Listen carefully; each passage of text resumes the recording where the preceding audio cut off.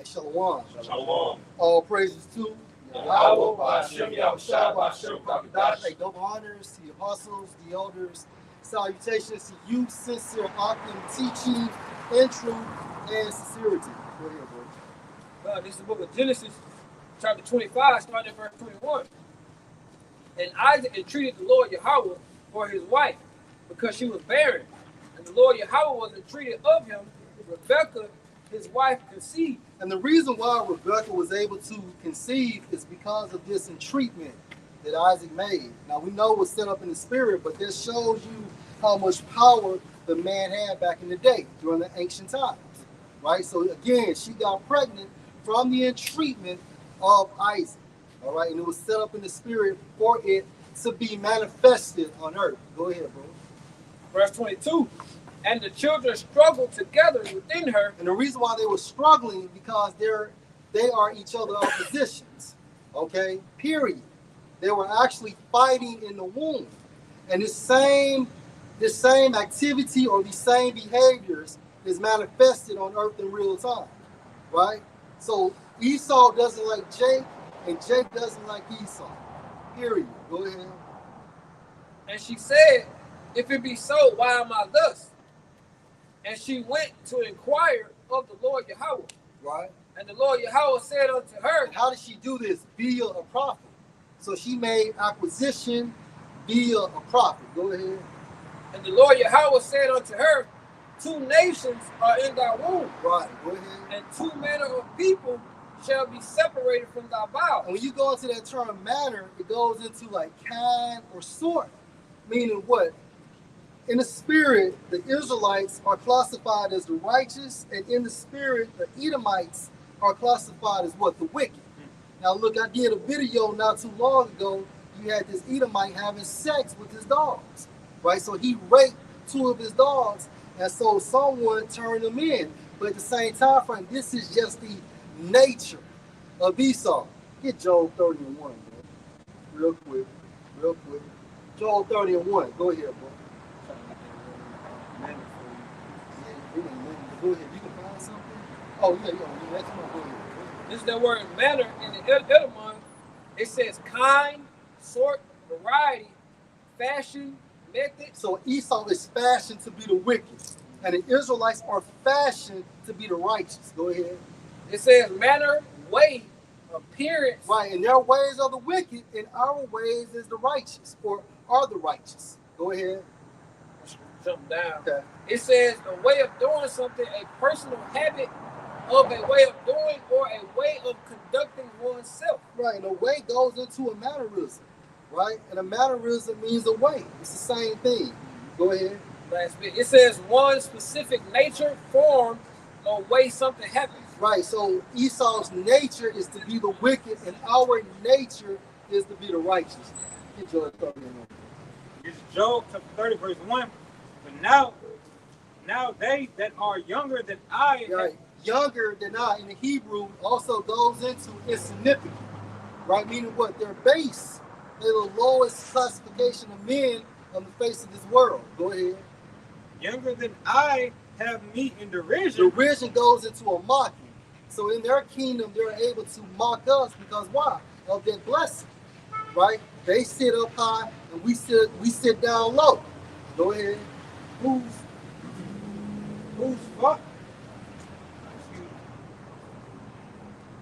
Whose father I would have disdained to have set with the dogs of my flock. Right. So what did Job know?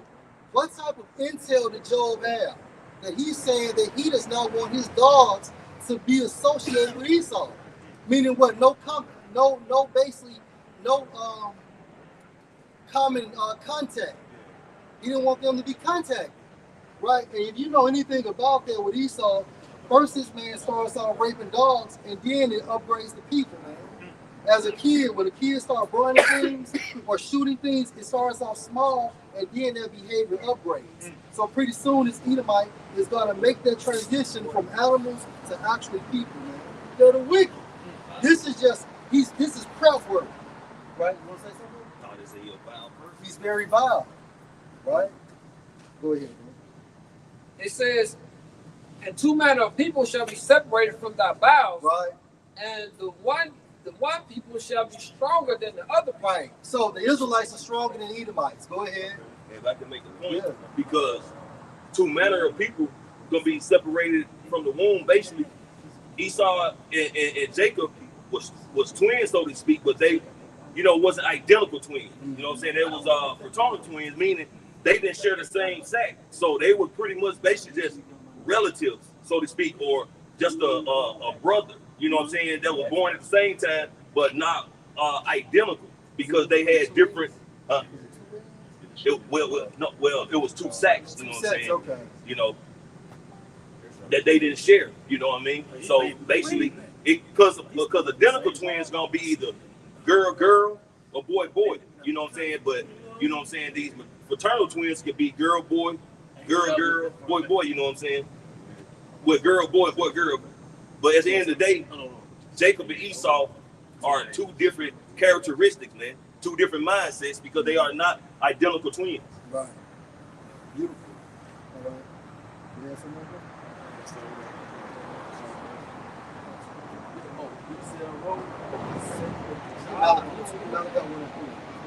Yeah, it says this is the meaning of fraternal twins in the Google. It says either of a pair of twins who, as a result of developing from separate fertilized ovaries, are genetically distinct and not necessarily the same sex or similar in appearance or other siblings. So just going this back and what you said, bro. Okay. All right. Go back to that. Back in Genesis chapter 25, verse 25, it says, the one people shall be stronger than the other people, Right. and the elder shall serve the younger. So the Edomites will serve the Israelites in the kingdom of heaven. This is their destiny. Go ahead. Verse 24, it says, and when her days were to be delivered were fulfilled, behold, there were twins in her womb. Right. And the first came out red all over like a hairy garment. Meaning what? He lacked melanin. He lacked pigmentation. Go ahead. And they called his name Esau. Go ahead. Ishashwa. Go ahead. Meaning what? Wasted away is he. Meaning why? Because he lacked melanin.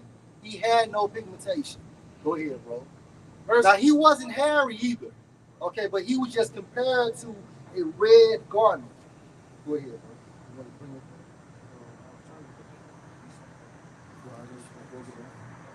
Go ahead. Verse 26, it says, and after that came his brother out, and his brother took hold of Esau's heel, Mm-hmm. and his name was called Jacob. Mm-hmm. And Isaac was 80 years old when she bare them. And then his brother took hold to his heel. So what precept comes to mind? Somebody gets 2nd Ezra 6 and 7. I'll just say what you said. Second Ezra 6. Yeah, somebody gets 2nd Ezra chapter 6 and verse 7. Because when Esau goes down, immediately Jacob is going to go up. Jacob rises. And also Jacob means what? A liar in wait. First and foremost, it means supplanter, but a second definition for this term also means a liar in wait. So we are awaiting the incoming of Yahweh Shah. This is Second Ezra chapter 6, verse 7. Then answered I and said, what shall be the pardon of sunder of times, or when shall be the end of the first in the beginning of it that following? Yeah, so we're here.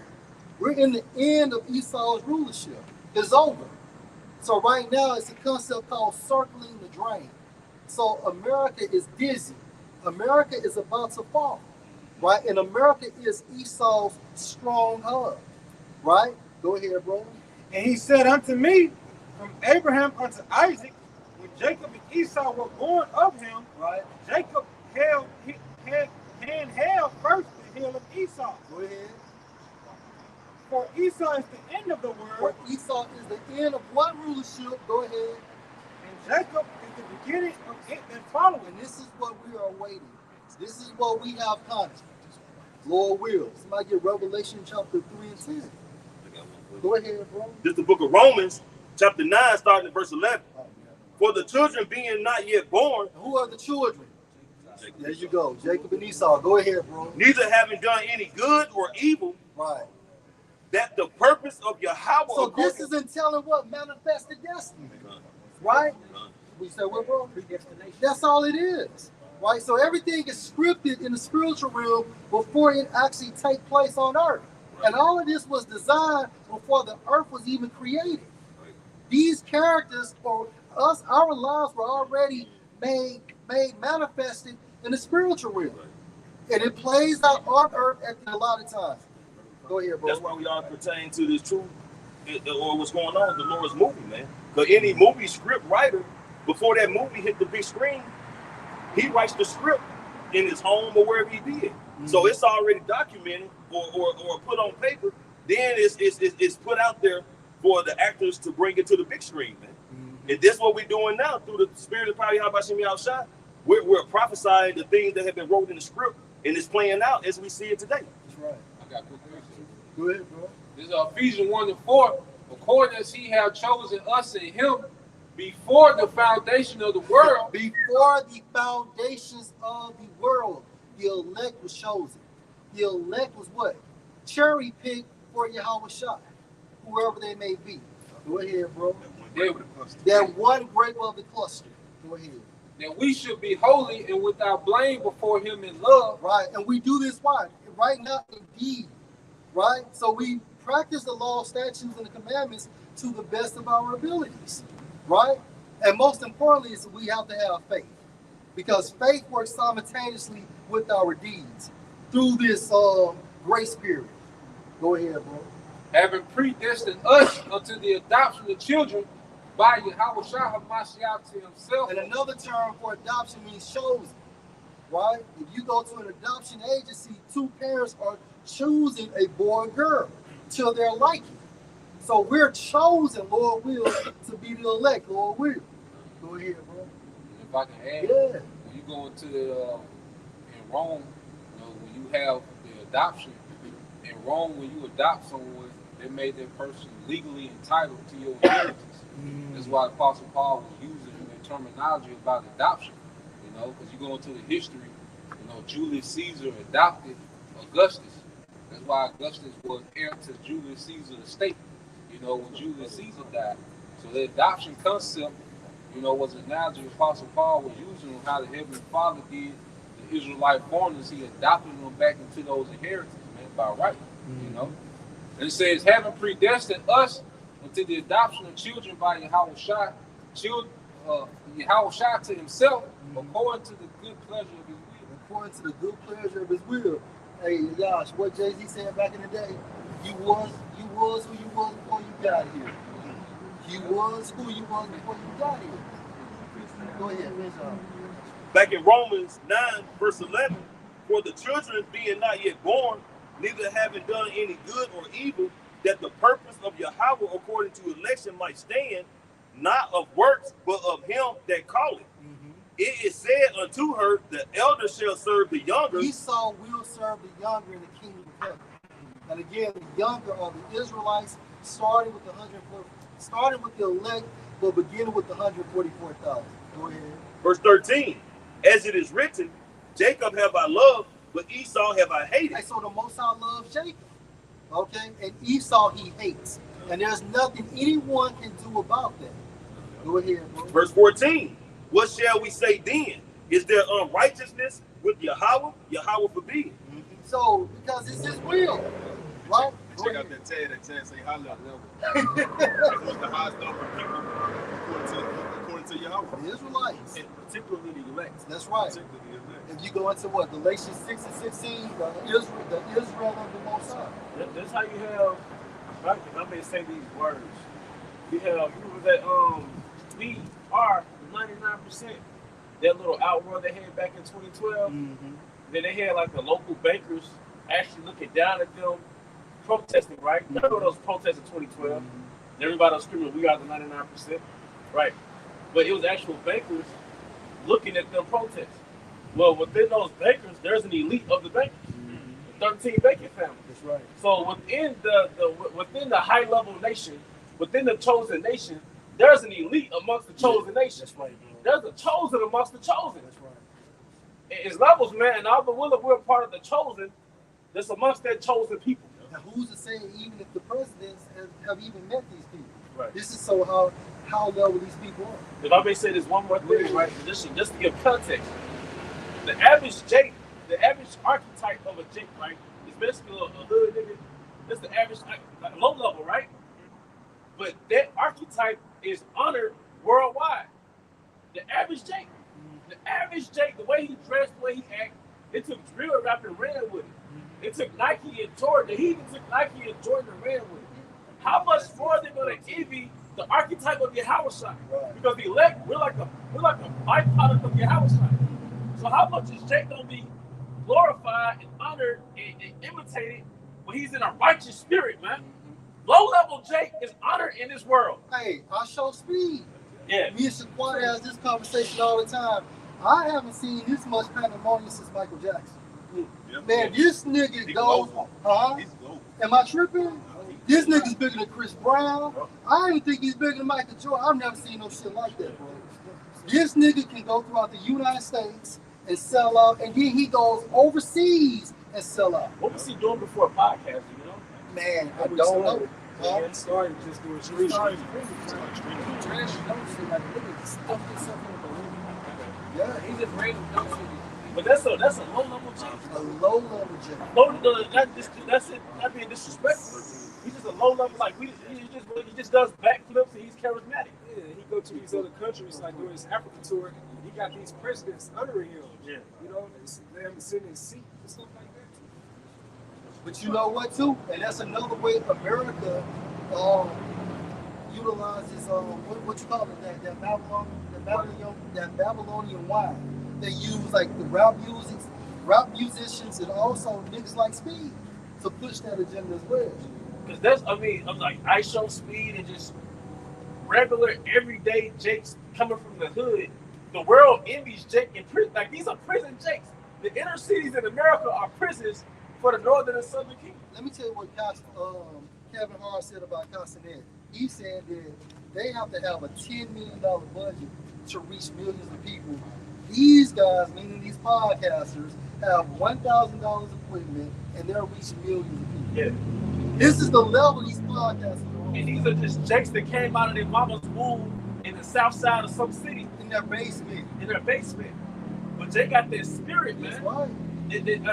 Those are princes, man. And Esau uses Jake to push their agenda, right? Because I show Speed, he does like a lot of homosexual shit. You know? Hey, get Ecclesiastes 13 and 3. No. You have something? I got two definitions of three definitions. Go ahead. The first one, it says the doctrine that the Most High had sovereignly chosen individuals for salvation and eternal life before creation, based on His purpose and grace, not human works, often linked to His foreknowledge and foreordaining all events especially through Hamashiach. And that's humbling, and it's also merciful. Yeah. It's humbling because we didn't do anything to get us in this truth, and we didn't really do anything to keep us in the truth. Yeah. The longer you're in the truth, the longer you realize you're a puppet. Like, you're just here because the Most High wants you here. By the grace of Yahweh Bahashim Al-Shai. If you did righteous works, it's because He programmed your ass to be a righteous brother.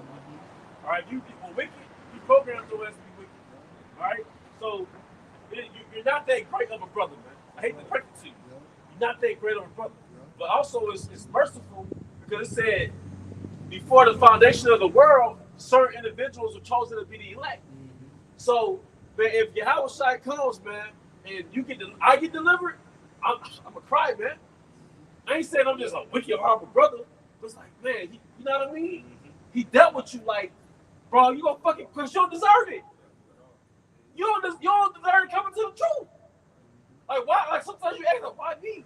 You didn't even deserve to wake up. So Yahweh woke your ass up. Say it right now. The why Yahweh Bahashim Al-Shai. If your ass woke up if you're woke right now, say Yahweh, the why Yahweh Bahashim Al-Shai. Because we could have been these crazy motherfuckers out here, man. We in Jackson, Mississippi. Even niggas feel sorry for us. The rest of the cursed world, the rest of the curses feel sorry for us. Y'all from Jackson, shit, damn, my bad, man. Go ahead, brother. Oh, this is Ecclesiastes chapter 10, verse 31. He that is honored in poverty, how much more in riches? Jake, you honored as a prisoner. Jake is honored as a prisoner. Michael Jordan, LeBron James. Yeah, if you came from the inner cities of America, America in general, and I'm gonna cut your spirit, bro. Yeah. If you came from America, you're a fucking prisoner. Yeah. The way Jake dressed, the way Jake act, nigga, you are a prisoner. The cities are prisons for the 12 tribes of Israel. You're an impoverished inmate. All right? So, but guess what? Even in your prison sentence, you're honored. This how a nigga like finesse 2 times, he beating his chest, freestyling in prison, and niggas be watching that nigga. Yeah. That nigga was honored in prison. And then he got finessed 2 times. Think about it. Like his contract, I think, what's the name of his record label? Bob Ties. They're getting 2. Look, he has to pay them twice. Now, if you're smart, what would you do? You will leave that brand finesse, change your name, and start all over. You got the momentum. That's what Prince did. But if he probably did, they'll kill his ass. So leave the brand finesse and just start your brand as Ricky. That's all you gotta do. But just to make a quick point, he's a nigga. He's low level. He's low level. So we're hidden princes. We're hidden princes, man. So if they like the degenerate version of us, how much more will Yahweh Bahashim Al-Bashar say, these are my people? Yeah. When we will receive praise and fame in the land. Yeah. When Yahweh Bahashim, you see him coming to America the first one. Well, what's my man name? His father. Hakeem's father. King Taffi. All right. James Earl Jones, am I correct? Yeah. When James Earl Jones came to that bitch in America, like this ain't no servant, this my son. So when Yahweh Shai comes to America, well, really, I'm sorry, not come to America, when he raised us up, that's like James Earl Jones coming in as a king saying, nah, this not no fucking servant. Bow! This is my son. Wisdom of Solomon 5. It's gonna be humbling, man. That's not no fucking nigga. That's not no fucking criminal. That's not no WLBT mugshot poster. That's my son. Bow. All right. So when we think about how Esau uses that portion of Babylon, his military, democracy, Christianity, of course, Westernization, and also Jake's soul, Jake's spirit, to push that shit. Come on, man. But even, but no, you know what? Let the spirit speak. Whatever the scripture. Who's there reading? I have one. Who's there reading? Then you get yours. And he that is dishonorable in riches, how much more in poverty? Man, every other TikTok video is about small heads. Yeah. So you're dishonored now. Yeah. Nobody believes that you're a victim now. Mm-hmm. Right. You know, I was just watching that. I don't even know how to say his name. But the guy over the 1945 Germany event. The guy who led the rain, right? Hitman. Yeah, Hitman. The water, yeah, with the mustache. I was watching that documentary, like, yeah. Because you know what? You used to read about him as like, that's the bad guy. Now I watch him like, yeah, I feel this. You know, so, but guess what? I'm saying it because the worldwide victim has been exposed. And ironically, it's the worldwide victim that held 12 tribes as prisoners for the last 500 years. For the cargo transit of the global slave trade, there was small heads behind that, man. And we went from that to being actual birth certificate workers, man. Come on, man. And then they show you on your check stub how much they tax your black ass, man. Then you slaves be happy that you get a portion of your money back every year. A portion of Portion, man. If I can add, just to go to what you're saying, bro, because Esau got the fatness of the earth, and the only reason these nations fuck with Esau because you got to go through him to prosper. Deuteronomy 28 chapter. Yeah, because this nigga got what you call, we went into last week, what you call gunboat politics. Yeah. These nations fuck with Esau because it's a little gun to their head. Like, all these different nations of the earth fuck with Esau because in order to do business, you gotta go through this man's banking system and you gotta deal with this man's military who fuck up. So like you said, this nigga is not honored in his wealth. You know, like they ain't fucking with him like in the kingdom, going back to King Solomon era. It's forced. Yeah, they travel willingly. Yeah. That's why I say Queen Sheba shall condemn, you know, this generation because she willingly travel all the way across what is modern day Saudi Arabia just to see King Solomon. And you know what? She was a wise woman Yeah. because she knew what was valuable. Yep. She knew wisdom Yep. was valuable. Yep. Not wealth. There you go. Yeah. And She knew what to look for. But with Esau, he got to pull up on them. Yeah. Because they really ain't fucking with that nigga. Right. Like the world really don't fuck with that nigga. They just got to. You like if you can be rich in oil like we're going to the resources, but in order to be able to prosper, you gotta fuck with the dollar. So you gotta fuck with this nigga, man. It was like they say in the world, money doesn't unlame you. Yeah, right. Yeah, Right, money doesn't unlame you, Right, man. right. You know? But like I say, like you made the point earlier, but a random Jake can just start singing on TikTok. You be homeless Jake. Yep. Get 10 million views. That's Bro. right, bro. No, that's real talk. You go ahead, bro. This is the last definition. It says the divine, well, the last definition of predestination. It says the divine foreordaining of what will, of all that will happen, especially regarding to the salvation of some and not others. You know? And I believe we get that first class salvation, meaning we don't have to die, man. That's right. But please go ahead, bro. That's right. But no, we don't have to die, man. But hey, you hold us something? Bro, I got Job 19 and 23.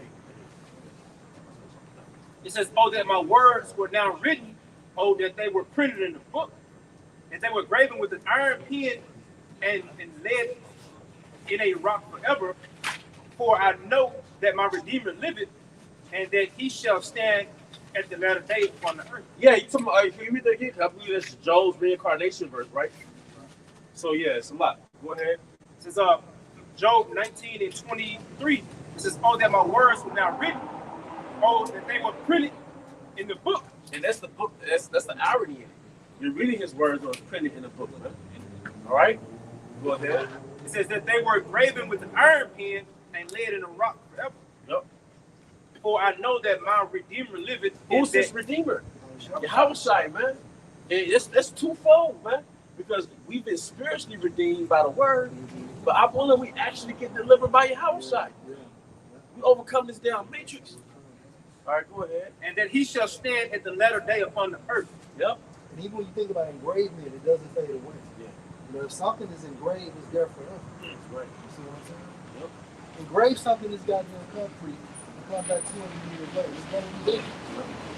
Maybe smut, all that shit all over it, but at the end of the day, when you wipe it down clean, it's there. Yep. And if you're engraved with the mark, the spiritual mark, you're the elect. That's it. That means that every generation, you're the elect. Somebody get that Wisdom of Solomon. Every generation visited the holy souls. And every generation, you was basically the elect, man. It is that in that generation, it wasn't meant for you to get delivered. You know? But you, all right, go ahead, please. And this is a clear Ezekiel 9:4. And Yahweh said unto him, go through the midst of the city, through the midst of Jerusalem, and set a mark on the foreheads of the men that sigh and that cry for all the abominations that be done in the midst thereof. Yep, and that's us, man. See, we're not for the matrix. We're not for the world. We're against the world, man. And we're not caught up in the carnival. We're not caught up in the club, man. We're crying like, no, this is wickedness, man. All right, this is Sodom. We know through the Spirit, man, this is Sodom and Gomorrah. How often do you run into sodomites, man? Adulterers. How often do you run into all this wicked people, man? So we have the way you know, one of the ways you know you have a righteous spirit is if you're against Babylon, man. One more for No, you got it, bro. This is Wisdom of Solomon 7:27. And being but one, she referring to wisdom, can do all things, and remaining in herself, she makes all things new. And in all ages, entering into holy spirits, she makes them friends of the Most High and prophets. In all ages entering into Holy Spirits. That's why you had Seth, you had Abraham, Enoch, then you had Moses. You know, she kept cycling back into those Holy Spirits, man. That's why it tells you in Jude was the 7th verse, Jude, the 7th son of Adam, I'm sorry, Enoch, the 7th son of Adam prophesied of the return of Yahushua. Can you believe that? Before the flood, Enoch prophesied of the first death, man. before the flood. So it's the same spirit. It's the same spirit, man. So look, man, we're at that big event. That's right. We're at the big event that I was prophesizing of during the time of Adam. That big, hey, like the elder our woman in Birmingham, man. He said, when it first rained, all right, it's the reason why the raindrops when they hit the ground, they splash like a missile. You see, the way a missile hit the ground, it can usually that impact, that bezel, that ripple. If you look at a raindrop and it hits the ground, it's like a missile. He was like, that was a foreshadowing of that second death. Because the thing that's about to happen, all right, it's going to be so paramount. It's going to be so mass that although the earth isn't going to get destroyed, it's basically going to recreate history. It's going to recreate existence. So after America gets destroyed, and after World War III, there's going to be economically a new heaven and a new earth.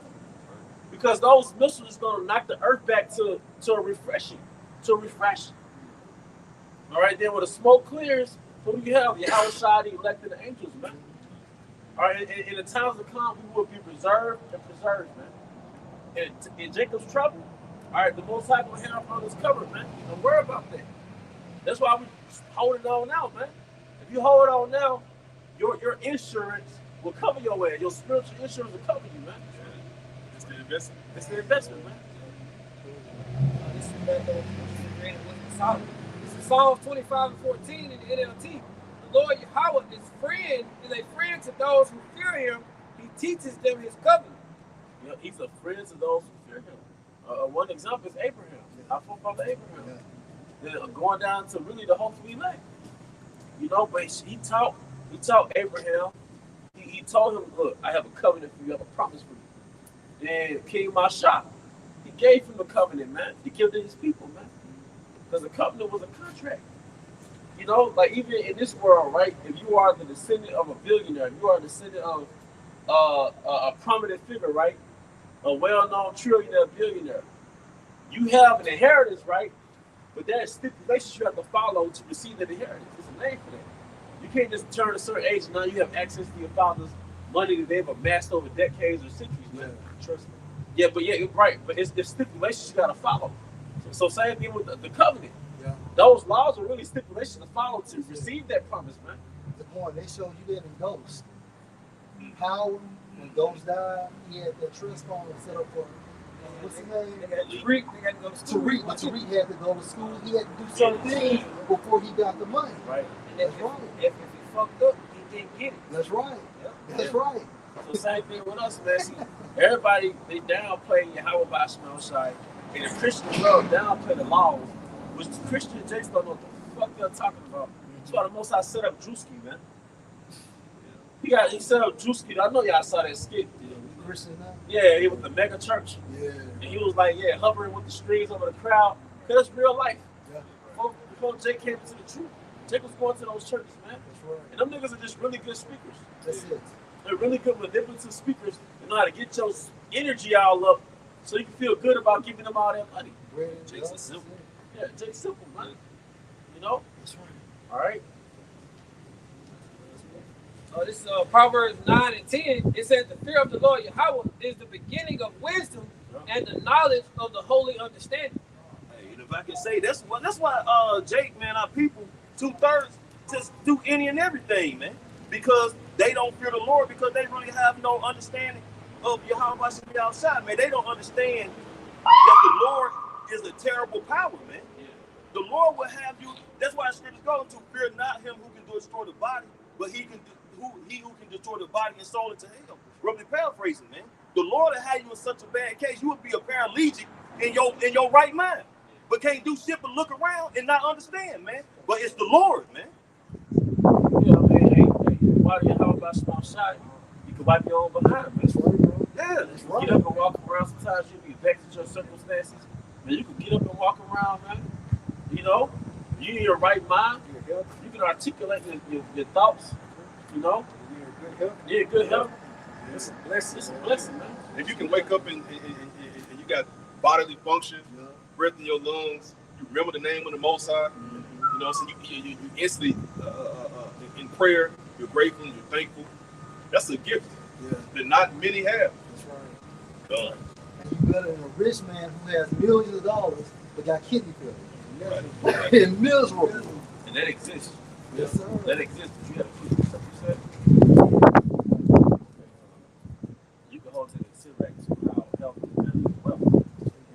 Yeah, because that's something you should fight for in Babylon. We live in such a low grade kingdom. You got to fight for energy. You got to fight for a little testosterone. Fight for a little vitality.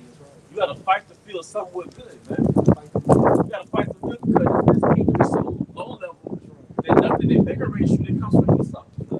Everything that Esau gives you, it spikes your dopamine and your insulin. Then you're tired after that shit. So you got to go against the grain of his kingdom and have some type of feel good about yourself. What the scripture say, the children of Israel eat their bread defiled. Yeah. This is Sirach 18, verse 19 in the GMT. Know what you are talking about before you speak, and give attention to your health before you get sick. Examine your conscience before the Lord Yahweh Ba'ashem El Shai judges you. Then when that time comes, he will forgive you. Humble yourself. Hey, can you read that? Can I make a point? Come on, go ahead. Sirach 18, verse 19 in GMT. Know what you are talking about before you speak, and give attention to your health before you get sick. So you get symptoms. You know, maybe your ears start throbbing, maybe you start coughing before you get sick. So give attention to your health. So the Most High gives you indication that you're about to get sick. So it's your responsibility to get the herbs and heal yourself. And you know what? I've learned too. When you make little decisions, to go exercise one day. Sometimes you leave work, you don't feel like doing this shit. I speak for myself. If you push yourself to hit the gym, you push yourself to hit the park, that was your daily boost that kept you from being sick then. And guess what? Satan doesn't want you to do anything that's beneficial. He doesn't want you to do anything that's beneficial. Now, if he got partying and drinking all day long, he'll make a way for you to do that shit. But when it's time to get up and go to the gym, you're too sleepy. Yep. Or you don't work enough, you're too tired. So this nigga's crazy, man. Speaking of the man, if I may, the whole retirement concept. Like, my grandfather, he was having like strokes and stuff, right? When he had stopped working, like when he would work, I think my granddad like 87 or something like that. He stopped working, but when he started back getting up and moving around and went back to work, he had no problem. See that whole retirement thing, once you get a certain age, you sit at home, stuff like that, your body ain't meant to just sit around and just not do nothing. And just, you just eat all day and watch TV and don't do shit. That's trauma, bro. You mean to tell me if I stop working after 25 years, I'm gonna die? But you know what happens? You know it's trauma. Yeah, you know why though? I speak as a man. You ever had about a week off from your job, then your body start hurting? Maybe 2 weeks, then you start hurting. Like you said, now your body's at rest, then the trauma sets in. You know what I mean? It's like you're in a fight, right? You don't feel pain when you're in the fight. Yeah. But the next day when your body is So back, yeah. now you feel the pain, yeah. So it's like, Slave withdrawal. yeah. we be, yeah, slave withdrawals, man. We be in a certain momentum that you don't even realize that you're doing too much until you settle down. That's right, bro. Because Esau, as it says, be not frantic amongst thy servants. Yeah. And Esau is frantic because he has all these quotas he has to reach. And these incentives, and that manifests in him working the hell out of you. Right. Then your stress level's high, cortisol is high, testosterone is dropping, your adrenal fatigue. You're not naturally sexually aroused anymore because Esau is killing your vitality. He's taking your, because what did Morpheus show Neo on the movie Matrix? He said we're going to turn everybody, the Matrix is set up to turn you to a Duracell battery. You got it, bro.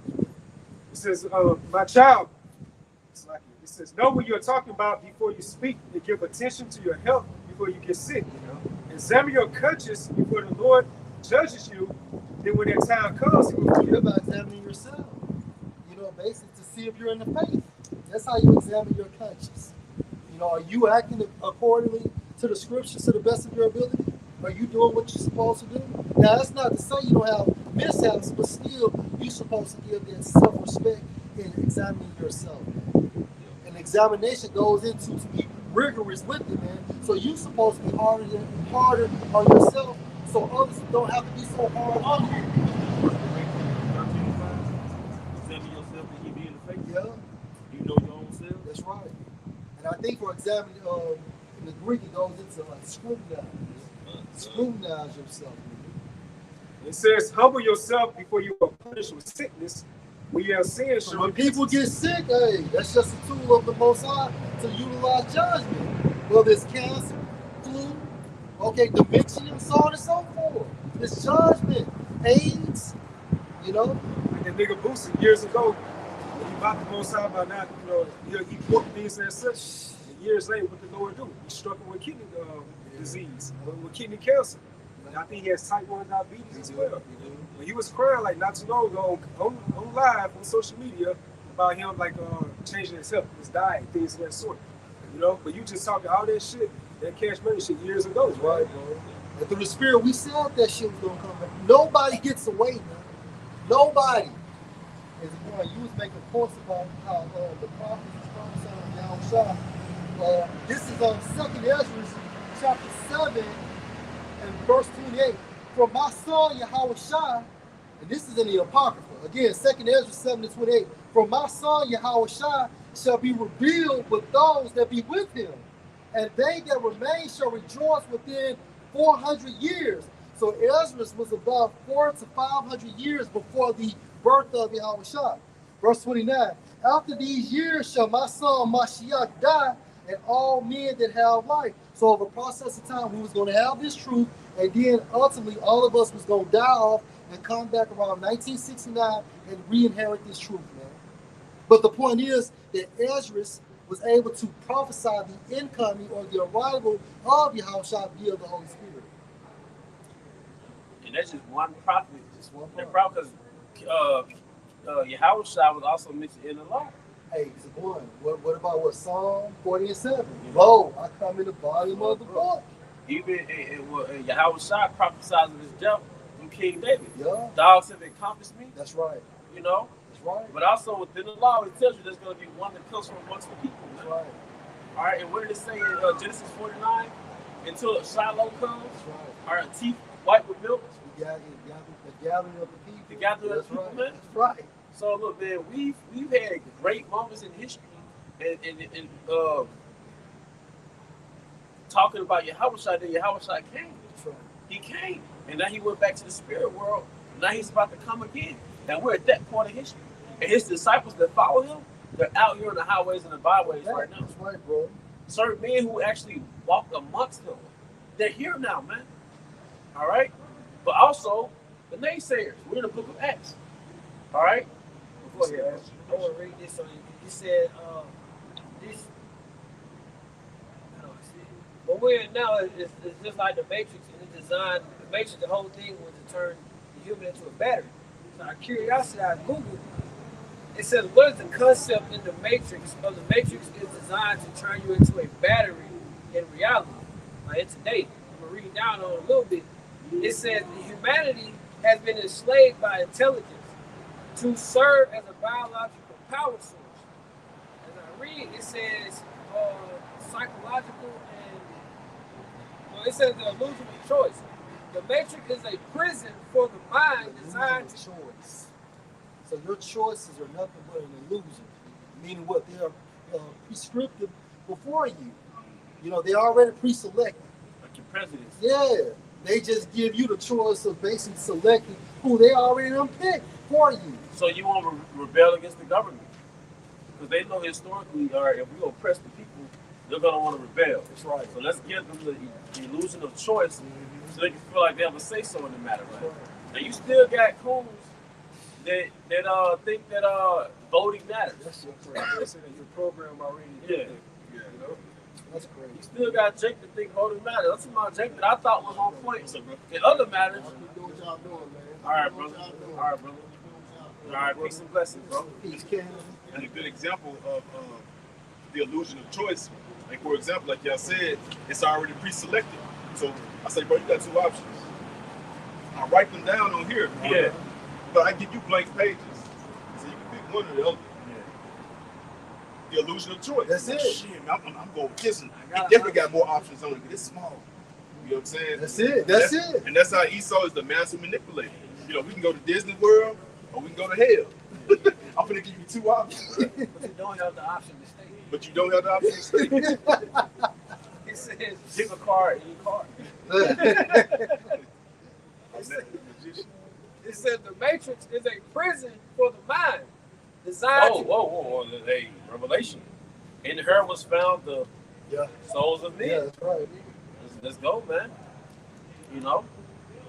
designed to keep humanity compliant and passive while their bodies are used, represent a metaphor for enslavement. Because look, what do you have in every home? A TV, a smartphone. Then that smartphone, you have social media. You have just a whole plethora of different streaming networks, man. All right, your mind is really in prison, whether you realize it or not. All right, because when I first looked up the word entertainment in the etymology online years ago, it said to keep the mind contained. Entertainment really goes back to contain, to keep the mind contained. So if your mind is contained, it's really in prison. It's confined. It's within confinement. And that's why on social media, that swipe up is endless. They call it doom scroll. Yeah. Because your mind gets Yeah. it gets contained. You know? Especially that dog on TikTok. And then you go hours. It'll be hours before you come up out of that, man. You know? It says simulation. It says simulation theory. It touches on a psychological question of whether our reality is a constructed simulation, which is a topic in future studies of simulation theory. It is a constructed simulation in the sense that Esau created this false reality, man. You know? Esau created this false reality. You get up, you go to work, you know, you might go to so-called church, go to these bars, but it's all set up to make you forget the fact that you're a slave on these international bankers monopoly board, man. That's it. You're just here to give off your energy for 10 hours a day, 12 hours a day. Work 2 jobs, 3 jobs. You know? Pay child support, pay this, pay that.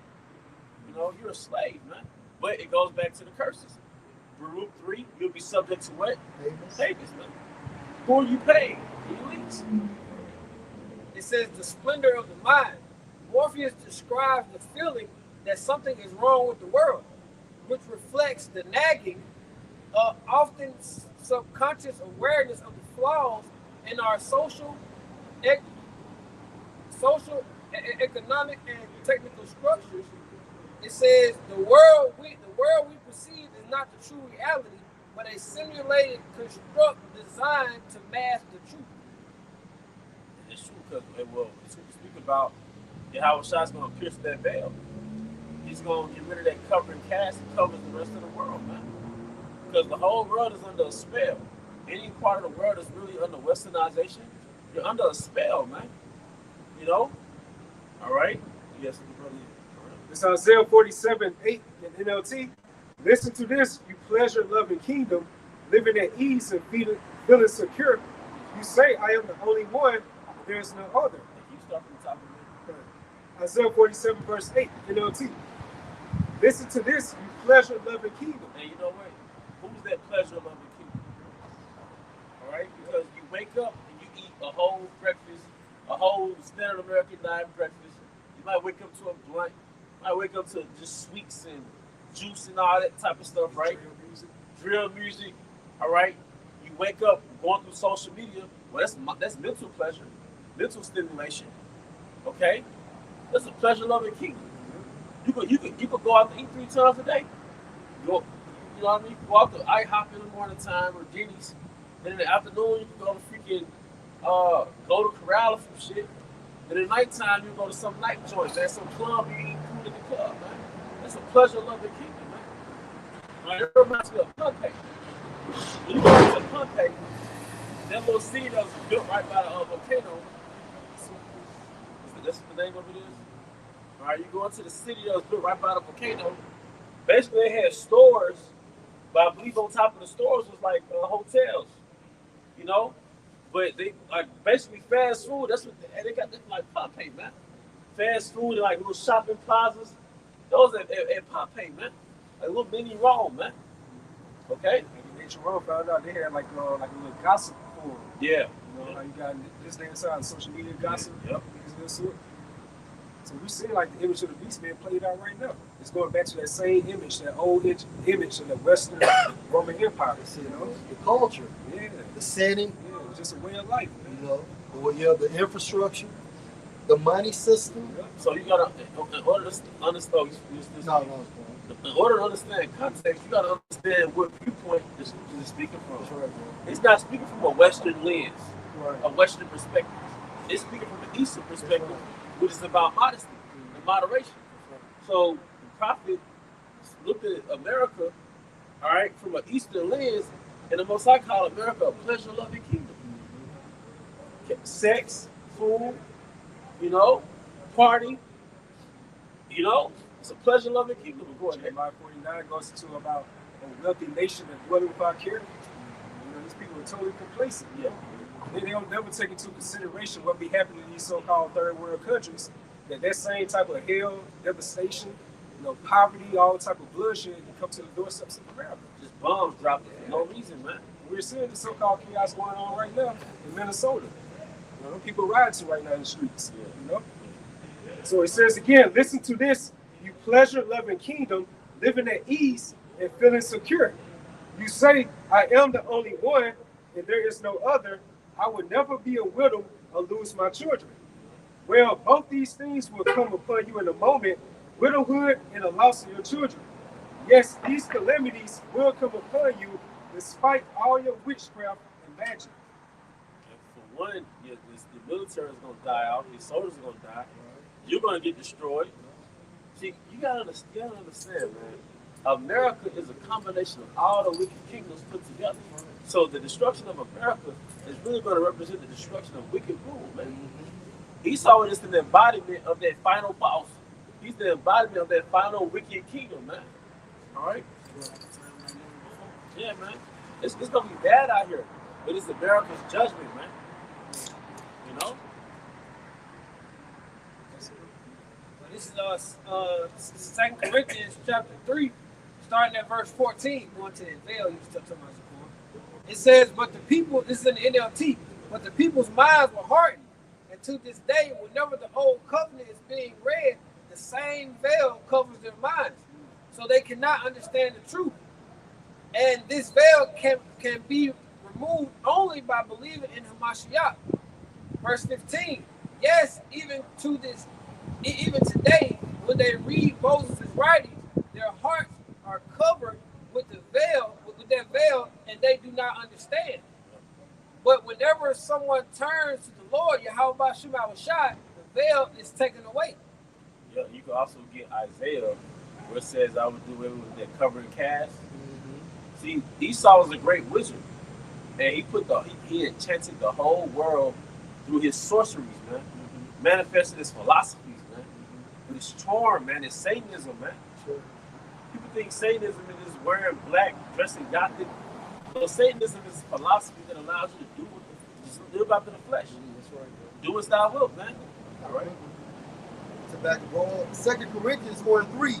But if our gospel be hid, it is hid to them that are lost, in whom the power of this world, or the God of this world, has blinded the minds of them which believe not, lest the light of the glorious gospel of Mashiach, who is the image of the Most High, should shine unto him. So we know this whole real fight and the real scheme is for the elites, the elites of Edom, to blind the 12 tribes of who they are. We know that millions and millions of dollars were spent to keep the 12 tribes blinded from their true identity, to the point where even Israelite leaders were paid off to blind actual Israelites from their actual identity. Who got mocked for going to Los Lunas, New Mexico, and showing the name of Yahweh Bahashmal shine a stone? So who got mocked for that, man? Elder Kazab? Yeah. You and Elder Kazab? That's right. Them niggas, Nate and them, they actually went down. I don't know if they went there. No, they went somewhere else. Yeah, it was somewhere else. To the woods and carved the name and said, see? So what possessed you to do that, to mock them? You niggas are set up. Well, yeah, but the elites. You niggas are set up to take the validity from this truth away, man. That's right. You're like a bait and switch, like, yeah, you're an Israelite, But then when you bring the people to you, you take their identity away from them. That's right. You know? And I heard Elder Pastor Hart say that Ephraimite that was with him left because those different Israelite camps, they're racist towards Northern Kingdom. I can see that. I can see That's that. word of Elder Pastor Hart, but Yeah. they're racist towards the Northern Kingdom, man. All right. And just to back the bro up too, even when you think about that veil, the glorious light of the Most High can penetrate through that veil. Because when you look up that term veil, it goes into from a metaphorical standpoint of that which prevents a thing from being understood. And that thing is this truth. So the light of the Most High, the light of the Yahushua, give us enlightenment. That way we can see through the veil. The veil is burned off. Yep. And that veil was set up, elites used that veil to blind the world from who the true biblical Israelites are. That's why they planted themselves as Israelites. Yeah. Now, me and a couple elders in the camp, we went to a museum in Memphis, and it was a two-part museum. The first part was about Moab and their history, their sculptures and their architecture, right? Then there was another segment going to the small heads. They didn't have shit. I'm like, why don't they have any relevance of their history? You know why? Because they had no history. You had no history as being a true biblical Israelites, man. All right? You're fabricated and you're petty. That's why we call you 1948ers. All right? And at one particular time, you heard that book, Who Was Esau Edom, right? And I don't know, it was like 5 years ago, 6, 7 years ago, the book was going for $2,000. It went from being like a $30 book to a $2,000 book, man. What was Esau making an effort to hide? That's right. His identity. The true veil has been spent, it's been billions of dollars pushed. The true veil was for you to not to know who an Edomite was, and you not know who you are. That's how we know through the Spirit. That's the God of this world. Because what other nation did they or partaking to going that hard in funding a movement right here? That's right. You know what I'm saying? That's right. They look at you see Esau, he's losing the narrative within these latter times. What he's doing, he's going to these sellout Israelite camps to get them further to sell out, man. That's it. You know, you don't see Elam doing that or Moab, Right. Ishmael. You don't see Esau Edom. That shows you right there again through the Spirit. There's the God of this world. And the internet is fucking y'all up, man. Because knowledge has increased. You got the prophets and then the whistleblowers and so on and so forth. So you have to make a move. Because even bread and circuses is no longer working. Everybody knows it's rigged. People watch it for pastime, but at the end of the day, they're not consumed in it because they know something else is coming. They're waking up. People are waking up. And it's 2 Peter 1:19, it says, because of the experience, we have seen greater confidence in the message proclaimed by the prophets. You must pay close attention to what they wrote, for their words are like a lamp shining in a dark place. See, and one time it was our minds and the world, right? But through the enlightenment of Yahushua, our minds have been enlightened, right? So we see. So we're no longer prisoners, going into the matrix. We understand what the matrix truly is. But most importantly, this word, it has been broadcasted throughout the four corners of the world, and that's the enlightenment of the world. Because you got the prophets. So the world has been enlightened as well as our minds. And the key word in enlightenment is light. Yeah. And they start. How shine. It's going out of darkness to its marvelous light. Yeah. So you see, pursuant to Jeremiah 4th chapter, he said, break up that fallow ground. What's that fallow ground? Your mind, that clouded mind. Yeah. After westernization, pretty much after this whole image of the beast system, And it says, you must pay close attention to what they wrote, for their words are like a lamp shining in a dark place until the day dawns. And the world is a dark place, right? Before the prophets, the world was a dark place. And for some, the world is still dark. But you still have the prophets out here shining the light of Yahushua, so there's no excuses.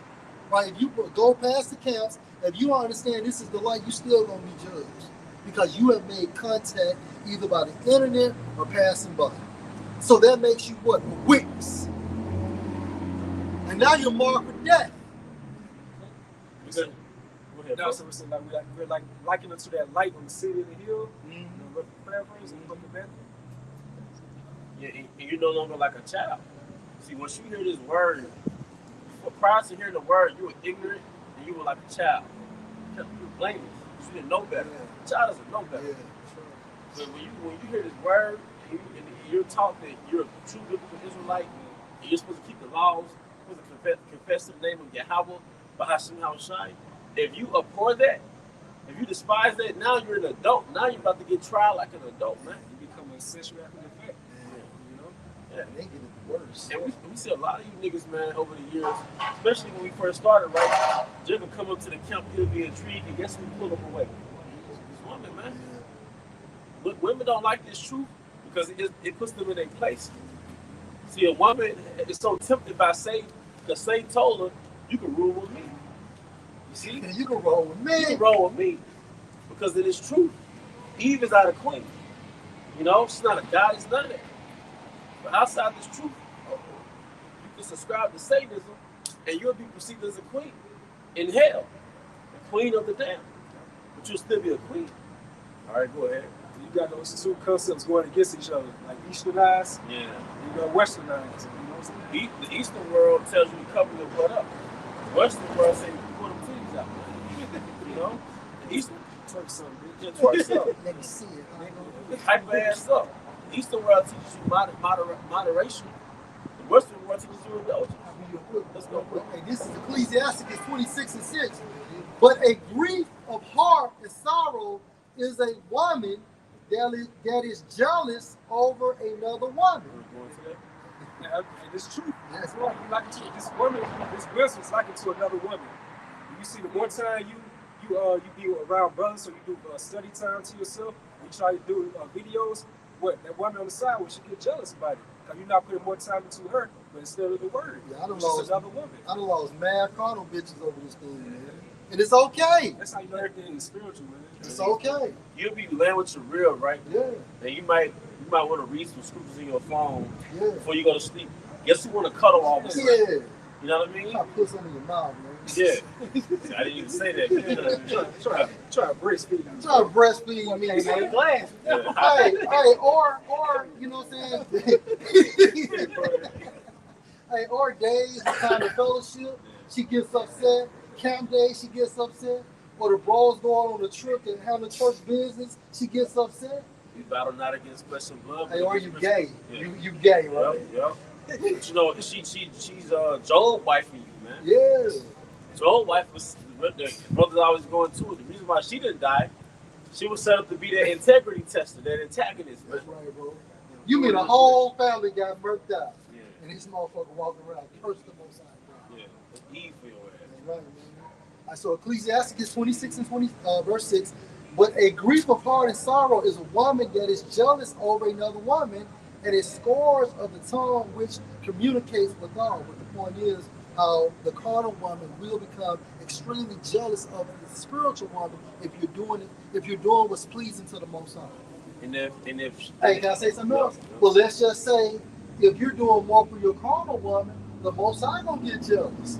You see what I'm saying? It works two ways. That's all. Yep. That's if you elect. If you the elect, you know, he gonna do you dirty Yeah. and keep your ass alive. He gonna take that toy from you. I gave you this little toy to play with, man. All right, we'll balance you out. You done got so caught up in the toy that you ain't coming to camp. But if you the elect, he gonna snatch that toy from your ass, man. You know? But if you're not the elect, you know, he gonna snatch your ass and, you know, instead of snatching the toy, he gonna snatch you. What's that old saying? What you don't want to sacrifice, he's going to become the sacrifice, you know? And so I'm going to let you get yours right This is 1 Corinthians 13:11. It says, when I was a child, I spake as a child. I understood as a child. Though I thought as a child. But when I became a man, I put away childish things. America was a childish thing. The westernized way, Esau's way, was a childish thing. All right? Putting all our energy into carnality was a childish thing. Putting all our energy into our hairline, our degrees, our Jordans. Those are the Roman Jordans. Our women. That was The future. the future. That's right. Because I know it's holidays. Yeah. I look at these couples online, they have matching outfits for their Christmas holiday. And you 36 years old. Yeah. With a dad by. But then you fuck around and wind up on Twisted Crime. Because what happens, hey, she don't murk him, he don't murk her. Yep. But the image of your videos on Instagram, Facebook, so on and so forth. Y'all just this perfect happy couple. And meanwhile, when the camera goes off, real life sets in. Y'all hate each other. Hey, look, man, that's fake as fuck, man. Because the scripture says, King Solomon said, one of the things that he didn't understand was the way between a man and his mate. So you're not supposed to put your personal business with your woman on social media, man. That's right. You know, and couples, they be doing all type of little skits, bedroom skits, dancing skits. Man, we not supposed to know how you and your woman get down, man. All right? Like you said, it'll be on same couples be on the homicide shows, man. I'm telling you, bro. How many watch real the show. things out, bro? Man, what? But that's some look at me shit. Show and tell shit, man. Hey, read that again, brother. This is 1 Corinthians 13:11. When I was a child, I spake as a child. I understood as a child. Growing up eating junk food all damn day. I mean, I'm talking about myself, man. You gonna eat junk food all day, Skittles, Starburst, because you want for the pleasure. Them Skittles is good. Yeah, tropical flavors and Man, shit. wild berry too. Perfect. Purple pack, man. But you know, hey, you see that shit? But you know, Esau, when we reminiscing on his fucking drugs. Yeah. We reminiscing, because you know, one second, brother. Because look, what is the candy flavor imitating? I was just thinking about it. I said the fruit. Yeah. Damn, that's right. The fruit. Yeah. That's what I was just. You said that a long time ago. Yeah. Like, No. You're right. To the spirit. You're right, man. That's right. Fuck that shit, man. All right? When I was a child, I thought as a child. A child just want pleasure and don't think about the outcome. Sure, right. Now we understand, man, this should have given me diabetes. That's right. You know what I mean? This should have given, this one got my insulin fucked up. This one got my fucking feet tingling and shit. This got me waking up, my heart beating crazy and shit. This one got me having all type of fat all over my body, man. Not full of silvers and shit. And you black mothers, man, y'all polluted our race with that shit. Baby ain't got no teeth in the mouth and you feeding it poison, man. That's right. But you trust the oppression. But the point is, man, that's another thing, man. It's those the fruit was the candy. That's right. God damn it. That's right. And before the flood, the fruit was the main meal. That's right. Now, the earth is too fucked up to sustain itself on fruit now. Yeah, that's right. But Esau's demonic ass shit replaces nature. That's right. You see? Yeah. And once you detox from that damn sugar, nothing tastes better than fruit in season. That's right. You know, nothing tastes better than look up the benefits of berries. But by the shop, other part, can you look up the benefits of berries, man? Antioxidants and all that. And berries contain something called an anthocyanin. Anthocyanin is, all that. Anthocyanin is responsible for those shiny colors that a lot of fruit has, like an eggplant or the blackberry, the red, they're shiny. That's why they shine like, okay. Yeah. Okay. But look up the benefits of an anthocyanin, man.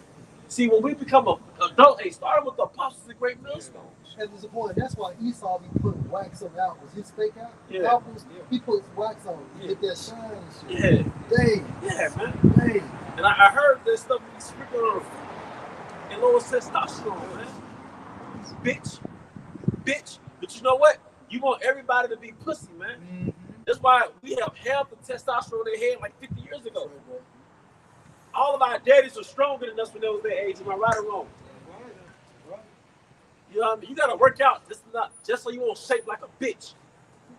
You gotta hit the gym so you won't look like a bitch, man, like a woman. You're losing. You know? 2 weeks away from the gym, you look like a female, man. Because of this damn man, because our bodies reacting to the poison this nigga gave us, man. All right? And when you find out what's slowing your body down, you stop eating that shit, man. All right, go ahead. I got both of them for you. You want the benefits of berry or the benefits of You get berries first. This is the benefits of berries. It says berries Oh, okay. are packed. Berries are packed with antioxidants, Antioxidants. fiber, Yep. vitamins like C and K, Because and minerals. see, berries, they have fructose in it too, but the fiber keeps it from going in your bloodstream so fast. So it slows, like if you drink a fucking juice, right, you just rushing that sugar down your body, and it could overspike the insulin and shit right there, right? Well, that fiber, it slowly goes into your cells. You see? That's why even like if you're keto, it's still safe to eat berries. You see? Look, another child. Another fucking child. Yeah. It says in minerals, offering benefits.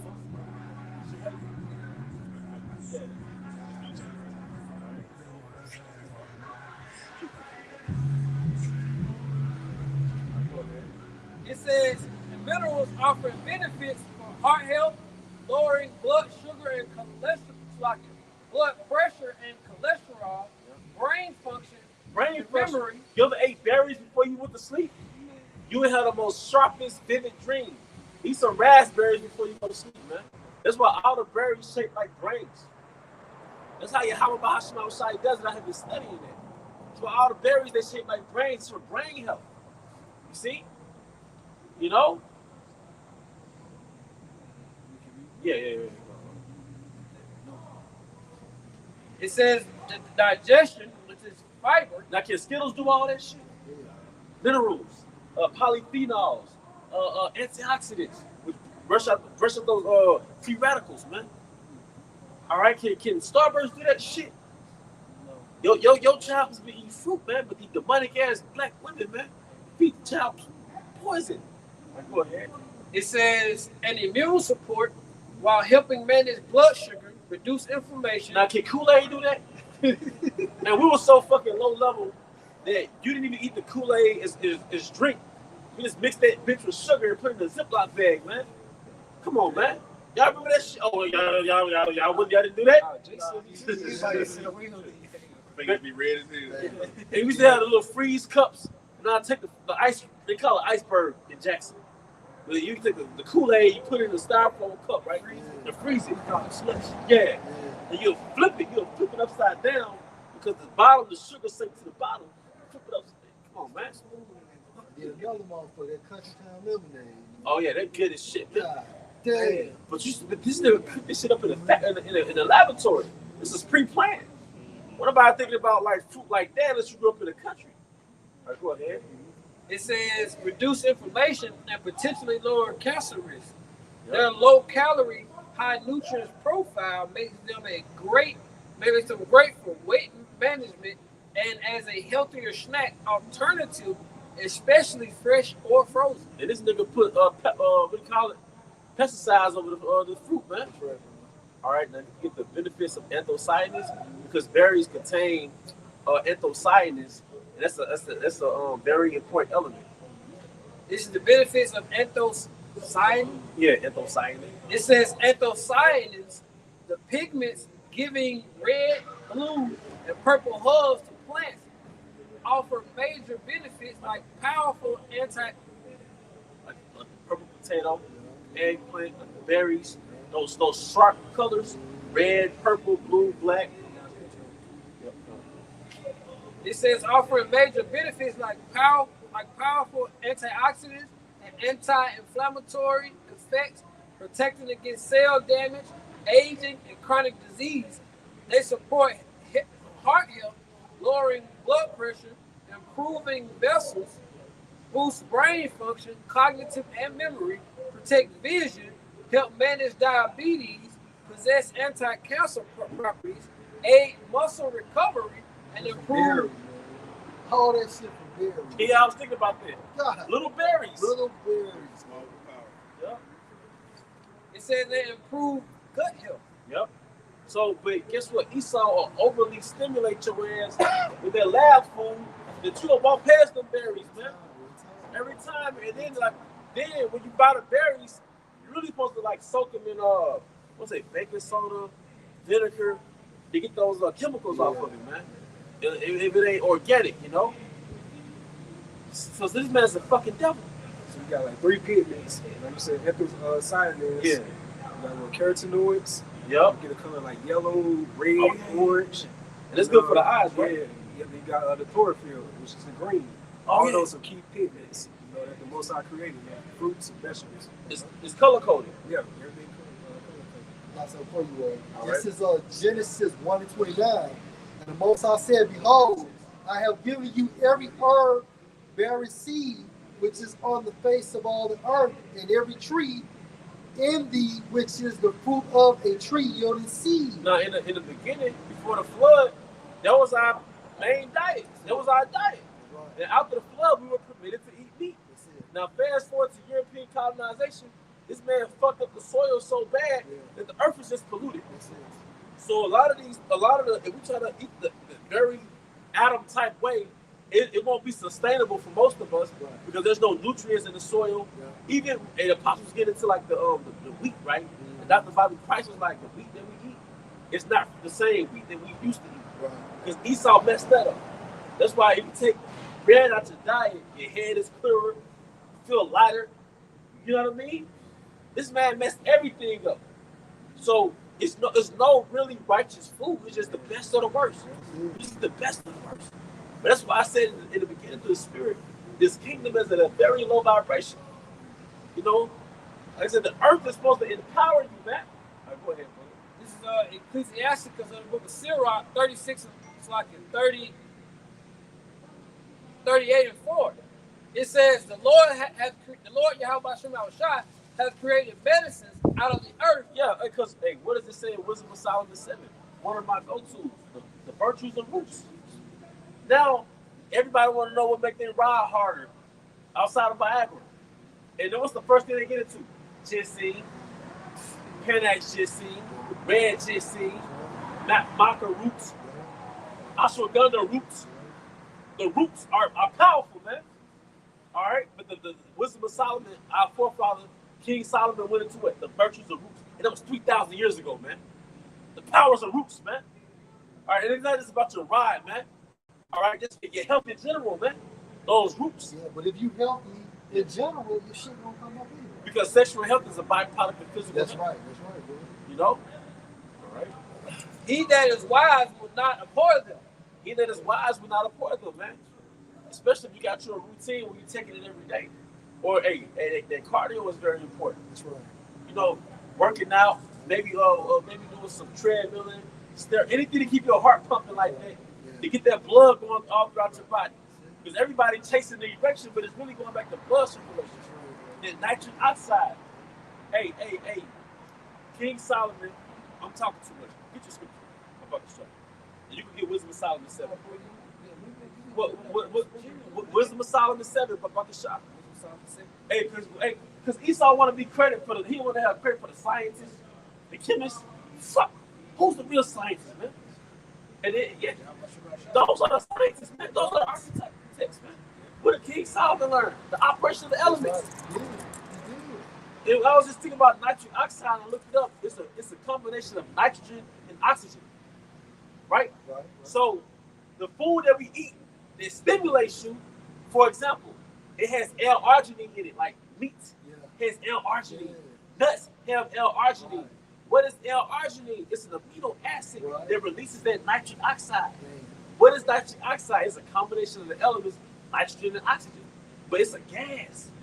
And when we was in boarding ass school, it taught us water, what's it, solid, liquid, and gas, right? But what the fuck is a gas really? It's an air gas. The most important element is oxygen. It's more important than water. Because you can go a couple of days without drinking, but how long can you go without breathing? But one of the most valued elements in the universe is oxygen. What is oxygen? It's an air gas. So if you really want to amplify your circulatory system, you really increase your oxygen intake. So when you run it, you breathe it through your nose and out your mouth, man, you pumping oxygen in you. You know what I mean? But something more, I was just thinking about this, man. A lot of that stuff go back to oxygen, bro. L-arginine release that nitric oxide, which really basically is air gas in your blood circulation, man, which stimulate that blood flow. Keep going. What does that do? It release oxygen. That's why when people get those liquid IVs, Yeah. they get restored and rejuvenated like that. Because it has all the electrolytes in it, too. The more your body oxygenated, the more alkaline you are. Wow. It kills cancer cells. Like even like water, real water, before Esau started messing with it, that can cure cancer. It's power in that oxygen. Hey, but you Said yeah, I think we're 22. Those are the virtues of plants. See, this so-called black man was put on this knowledge by Yahweh Shai. And the reason why King Solomon possessed so much wisdom, because he was wisdom. He was Yahweh Shai. Yeah, so when it comes to the branches of science, that's for the Israelites. Like for you fucking devils, man. Y'all was base men. We thought y'all was base men. Israelites constructed languages. The first language was Hebrew. Israelites, because when we were the sons of God, we had all this understanding. People think that civilization is distinct from Yahweh Bashar Shai. When you got the concept of God, do you have intelligence? The closer you are to the Most High, the more of intelligent you'll be. So when we was close to the Most High during the time of Adam, we were a world power as the sons of the Most High. We had the branches of wisdom, man. You see? And we're going to get that in the kingdom. We're going to have that infinite wisdom. Esau make you think intelligence is separate from God. Like, if you believe in God, you're kind of simple. But the science has got all the knowledge over here. Science. No, real science is the knowledge of the Most High.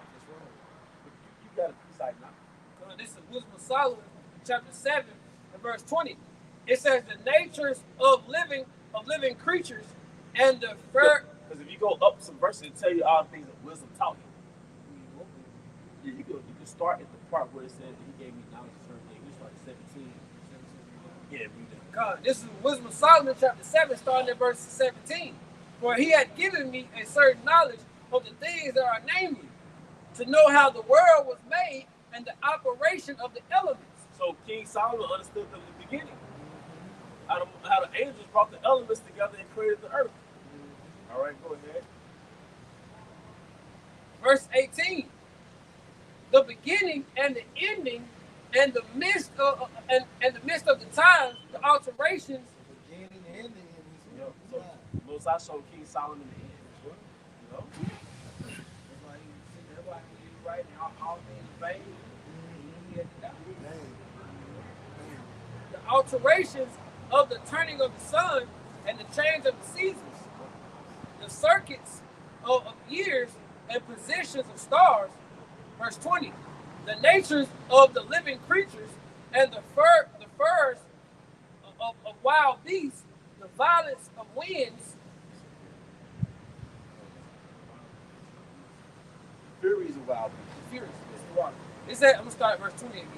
It says the natures of living creatures and the furies of wild beasts, the violence of winds, and the reasonings of men, the diversities of plants. The diversities of plants. Botany. Before the bankers took over, everybody subscribed to botany. You restored your health through botany, which goes into the diversities of plants. The plants are not just here for beauty, man. All things have their uses, man. So once again, after Adam, you couldn't just get restored off food. So you also got restored off those plants, man. So that's why the physician was so well beloved, because he had an understanding of the diversities of plants. All right, go ahead. It says that the virtues of roots. The virtues of roots. And certain translations, it might be Good News translation, it says in the healing powers of roots. See? So this is what you're supposed to grow up learning, aside from the laws, statutes, and commandments. But if you understand, the laws are just a means of obedience. Obedience is the key to infinite wisdom. It's a key to superpower, man. World power, I mean. All right. Real quick, Mr. Point. This is Genesis 3:17.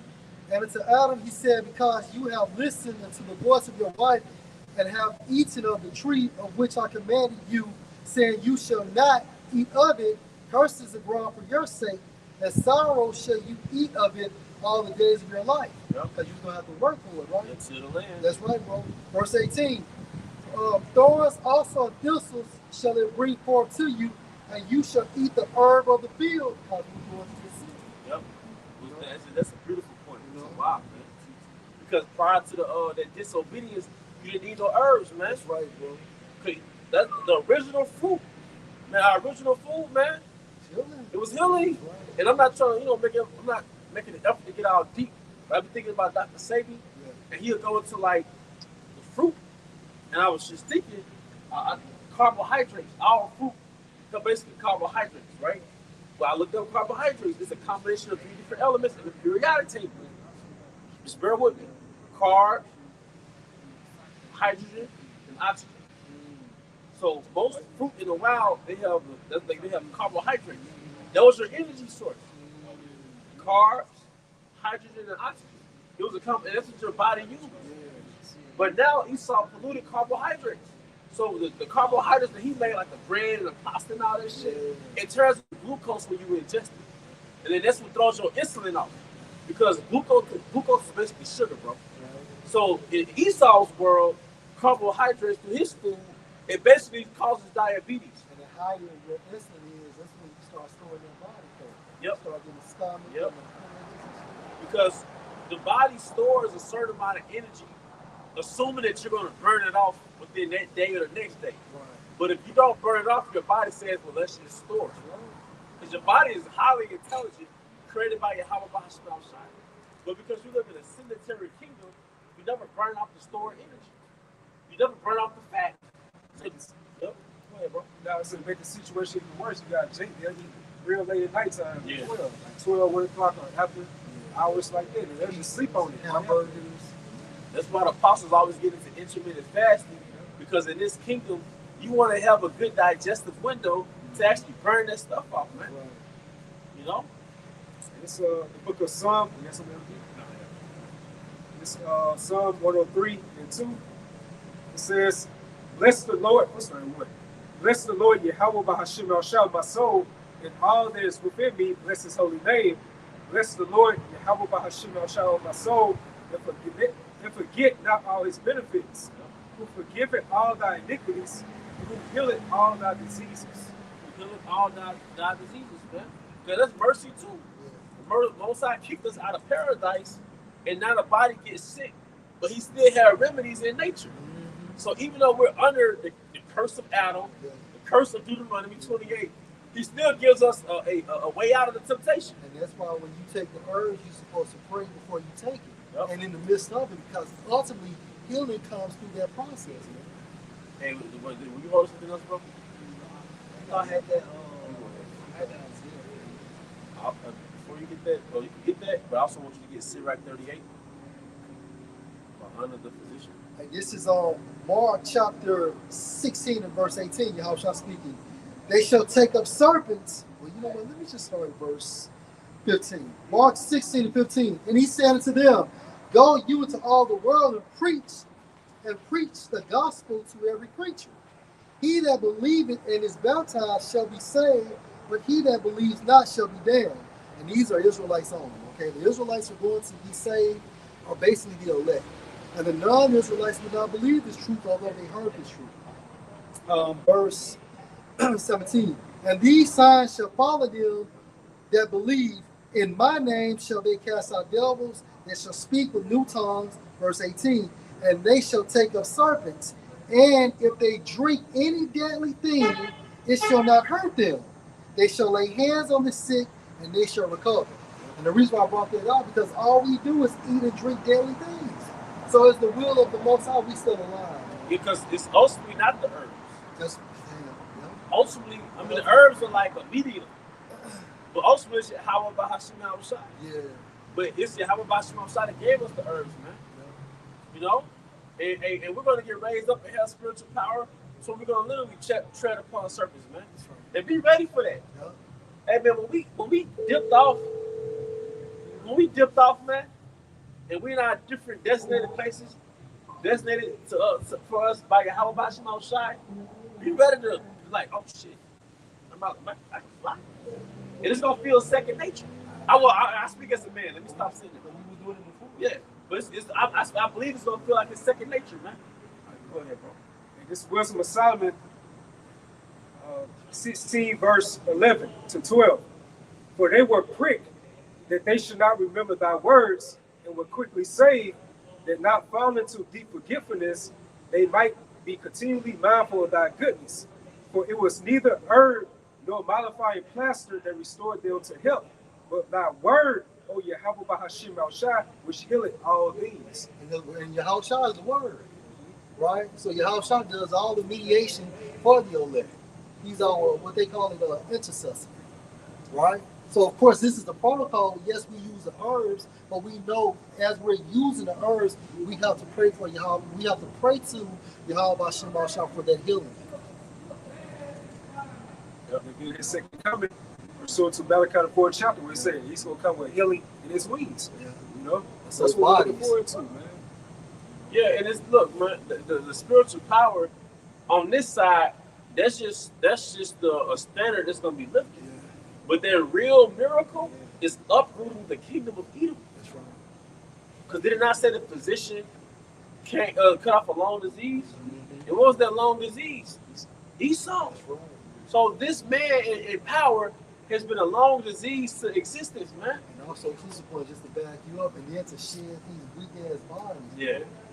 These sickly, infested, demonic bodies. Because they're easily inhabitable by demons. That's right, bro. These bodies are easily possessed and inhabitable by demons. That's why you always have more negative than positive when it comes to your body. And even if your thoughts not negative, your body is doing something negative. That's right. Vice versa. Yeah. So like you can work out, exercise, then another problem comes up. You can take the herbs for this, then another problem comes up, man. You like, dog, God dang. I'll tell everybody about this like not too long ago. It's like the older Jake in the world. If you notice, if they in their right mind, their body weak, or they sickly. Or if they, they have a right mindset, then they, it's vice versa. Your mind is weak. Yeah, their mind is weak, man. Yep. You know, and a lot of just off the little knowledge that I've read on this, a lot of Jakes have poor blood circulation when they get older. It's like the arteries get weak because they saying dementia really comes from a lack of oxygen in your blood. It really comes from poor blood circulation. And like they said, the number one herb for dementia is ginkgo. What does ginkgo do? It releases that oxygen in your blood. Lion's mane. So fasting. Because when you get older, apparently, your circulation gets weak. Shalom. Apparently, your circulation gets weak. You know? Wait, Sirach 38. This is the book of Sirach, or Ecclesiastes chapter 38, verse 1. Honor a physician with the honor due unto him for the usage which ye have made of him. And what does the word physician go back to? Nature? Physical, yeah, I think in the etymology. And what's the honor that he beholds? Like, you're supposed to go to him because he's supposed to heal you. Yeah. Like, if you're going to a car salesman for a car. Yep. If you're going to a barber to get your hair cut. So if you're going to a physician, you want to be whole. Yep. And Gad, so-called Native That's Americans, a spirit. they honor the medicine man. And Gad himself had the knowledge of nature, man.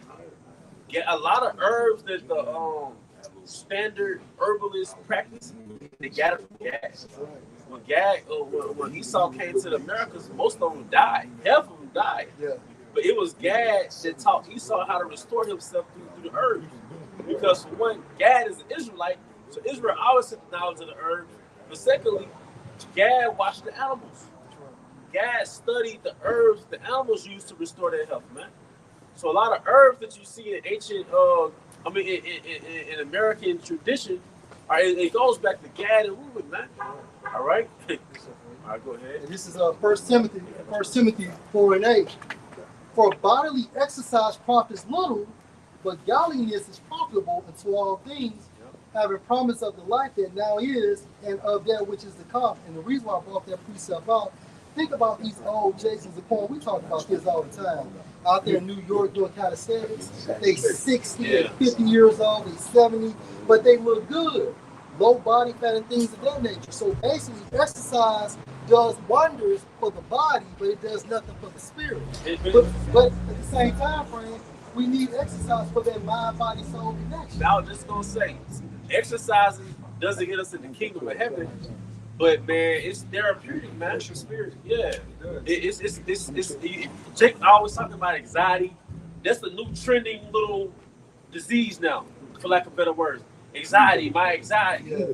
Exercise, man. Right. Depression, anxiety, and then you combine that with herbs like St. John's wort, passion flower, kava. You combine that with like being in nature, exercising. As a point, when you think about Yahweh Shah in Isaiah, the 53rd chapter, it tells you that he was stricken with grief. When you look up that term stricken with grief in the Hebrew, it goes into depressed mood and anxiety. So Yahweh Shah had those symptoms as well. And then I also believe through the spirit, something bad is about to happen, and that's why people are having anxiety too. Yeah. I speak as a man, Yeah. but something that global, we know through prophecy, it's going to be global atrocities about to happen, and I believe that's why people are always talking about anxiety now. But it's nothing but a spirit. When you think about emotions, there are nothing but spirits on you. Depressed mood, frustration, anxious behavior, all of that is nothing but spirits on you. That's why when these spirits get on you, you're supposed to rebuke them in the name of Yahweh Hashem Shah. Sickness. Yeah. Yes, sir. It's like, When you do a video, when you start prophesying, it's like them spirits leave you. Yeah. Well, Apostle Gabar said the only time you're good is when you're making a video. Because you're in deal or you're indulging in the truth. You know? it's a spiritual war. That's true, because every time you're doing your videos, you might be feeling fucked up. But at the moment you get into the spirit, you forget for a second. You know, or you're teaching, you know what I mean? The camp. I mean, it's all doing the work. You're doing the work. Apostle Tahar said, look, you're doing videos. You do your videos, you're doing the work. You know what I mean? You're doing the work. That's doing the work. It's just, because we teach it to the camera anyways. You know, to the congregation. Because they watching, you know, we got this, the unicorn. You know what I mean? We got the unicorn, man. The social media. Out here on the streets, them days are over. We ain't out here trying to fucking recruit folks from off the street no more. You know, like back in the days, you know, a crowd and Jake listening. Jake ain't listening, man. Well, the elect. But we had a different mentality back then. But now, pretty much, if you have the elect, you're going to come in the truth. The days of, we used to be out there and you have a crowd and all phonies, all full of shit. That's right, brother. Oh, that's right. Teach. Praise. That's right. Where them niggas at now? You see what I mean? So now we pretty much teaching the camera. You know, we're teaching the camera. So like we could be here on the street corner, or we could be in a park like this. We did that up top. Teaching, that's the camp. You know what I mean? Realistically, when y'all do your videos and stuff, that's the camp. Because y'all see the brothers, Wa Akwaf, sincere sisters, and like I said, for the sisters out there, the Akwaf, so you ain't got no business watching our videos anyway. Right? Well, it depends. Unless they got a husband. If they have a husband. That's what I mean. If you a sister and you ain't got no man, you know, you just have a sister that happen to see the vid, oh my goodness, and you feel compelled and you actually believe and you, whatever you sending tithe, whatever you doing, and you ain't got no man, then the advice I got for them is the best way we could put it, they will come on down by the camp and stand off to the side and, well, men are supposed to choose anyway. I'm being for real though, man. Like, stand there, be humble, and you know, and then approach one of the brothers and start a conversation. Right. Or like there's a particular brother that you privy to, that you are not privy. What's the word I'm looking for? Scope on Scope or whatever, but I'm looking for the politically correct word, the proper word. An attraction to, you know, hey, you watching the brothers' videos, you ain't got, these are sisters that don't have husbands that might, you know, Lord, this women gonna be saved. You know, then hey man, go on the brother's page and hit them up on the comment board. Or, I mean, I'm not a technical guy. They could do that, right? You can go on your page and hit the brother synagogue, go, Shalom, brother. So and so, I've been watching the videos. My name is Shara. Whatever, right? Hit the brother up. You know, that's my suggestion. Come on, women, bro, women, they know how to. If they're trying to get at it, dude, women know how to get at it, dude. You know what I mean? So for you sisters that you want to hook up with a brother, then you and hope the brother might want to deal with you. Because things are changing now. We ain't talking about Isaiah 4:1, man. And furthermore, we said this before. the sisters that got husbands, you ain't got no goddamn business watching nobody videos but your husband. That's it. You understand? That's bottom line. And I, you know, brothers' wives that I have came into contact with, I told them that, and I said it on camera. And I told brothers, man, your woman ain't supposed to be watching nobody else's videos but your videos. What the fuck is that? We didn't already seen the madness that comes from that already. I could tell y'all firsthand. You know what I mean? So if brothers do have a woman that's in the truth or she's a believer, then the only videos she should be watching is your videos. And we got scriptures on that. What did the Apostle Paul say? But if they will learn anything, let them ask their husbands at home. Right? So what does that mean? The only person that's supposed to be teaching your woman is you. Not nobody else. Not even us.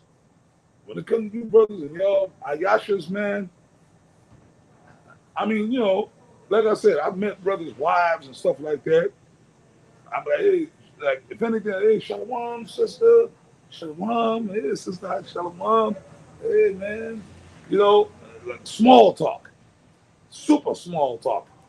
You know, I might say a few things, but it's like, hey, sister, hey, shalom, shalom, sister, hey, how you doing? Hey, yeah, cool, great, yeah, man. Chicken was good.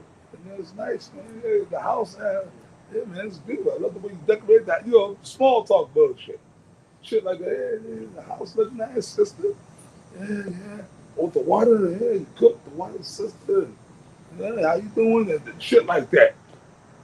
And then really, that's just gonna be it. Hey, shalom, sister. When you're leaving, hey man, Tawabala. Hey man, the water sister for cooking. And hey man, may the Lord bless you. And one thing I might say, look, sister, I'm gonna tell you this. Stick with this. I'm trying to put her on. Like this brother right here, stick with this man. No matter what the demons take, stick with this brother.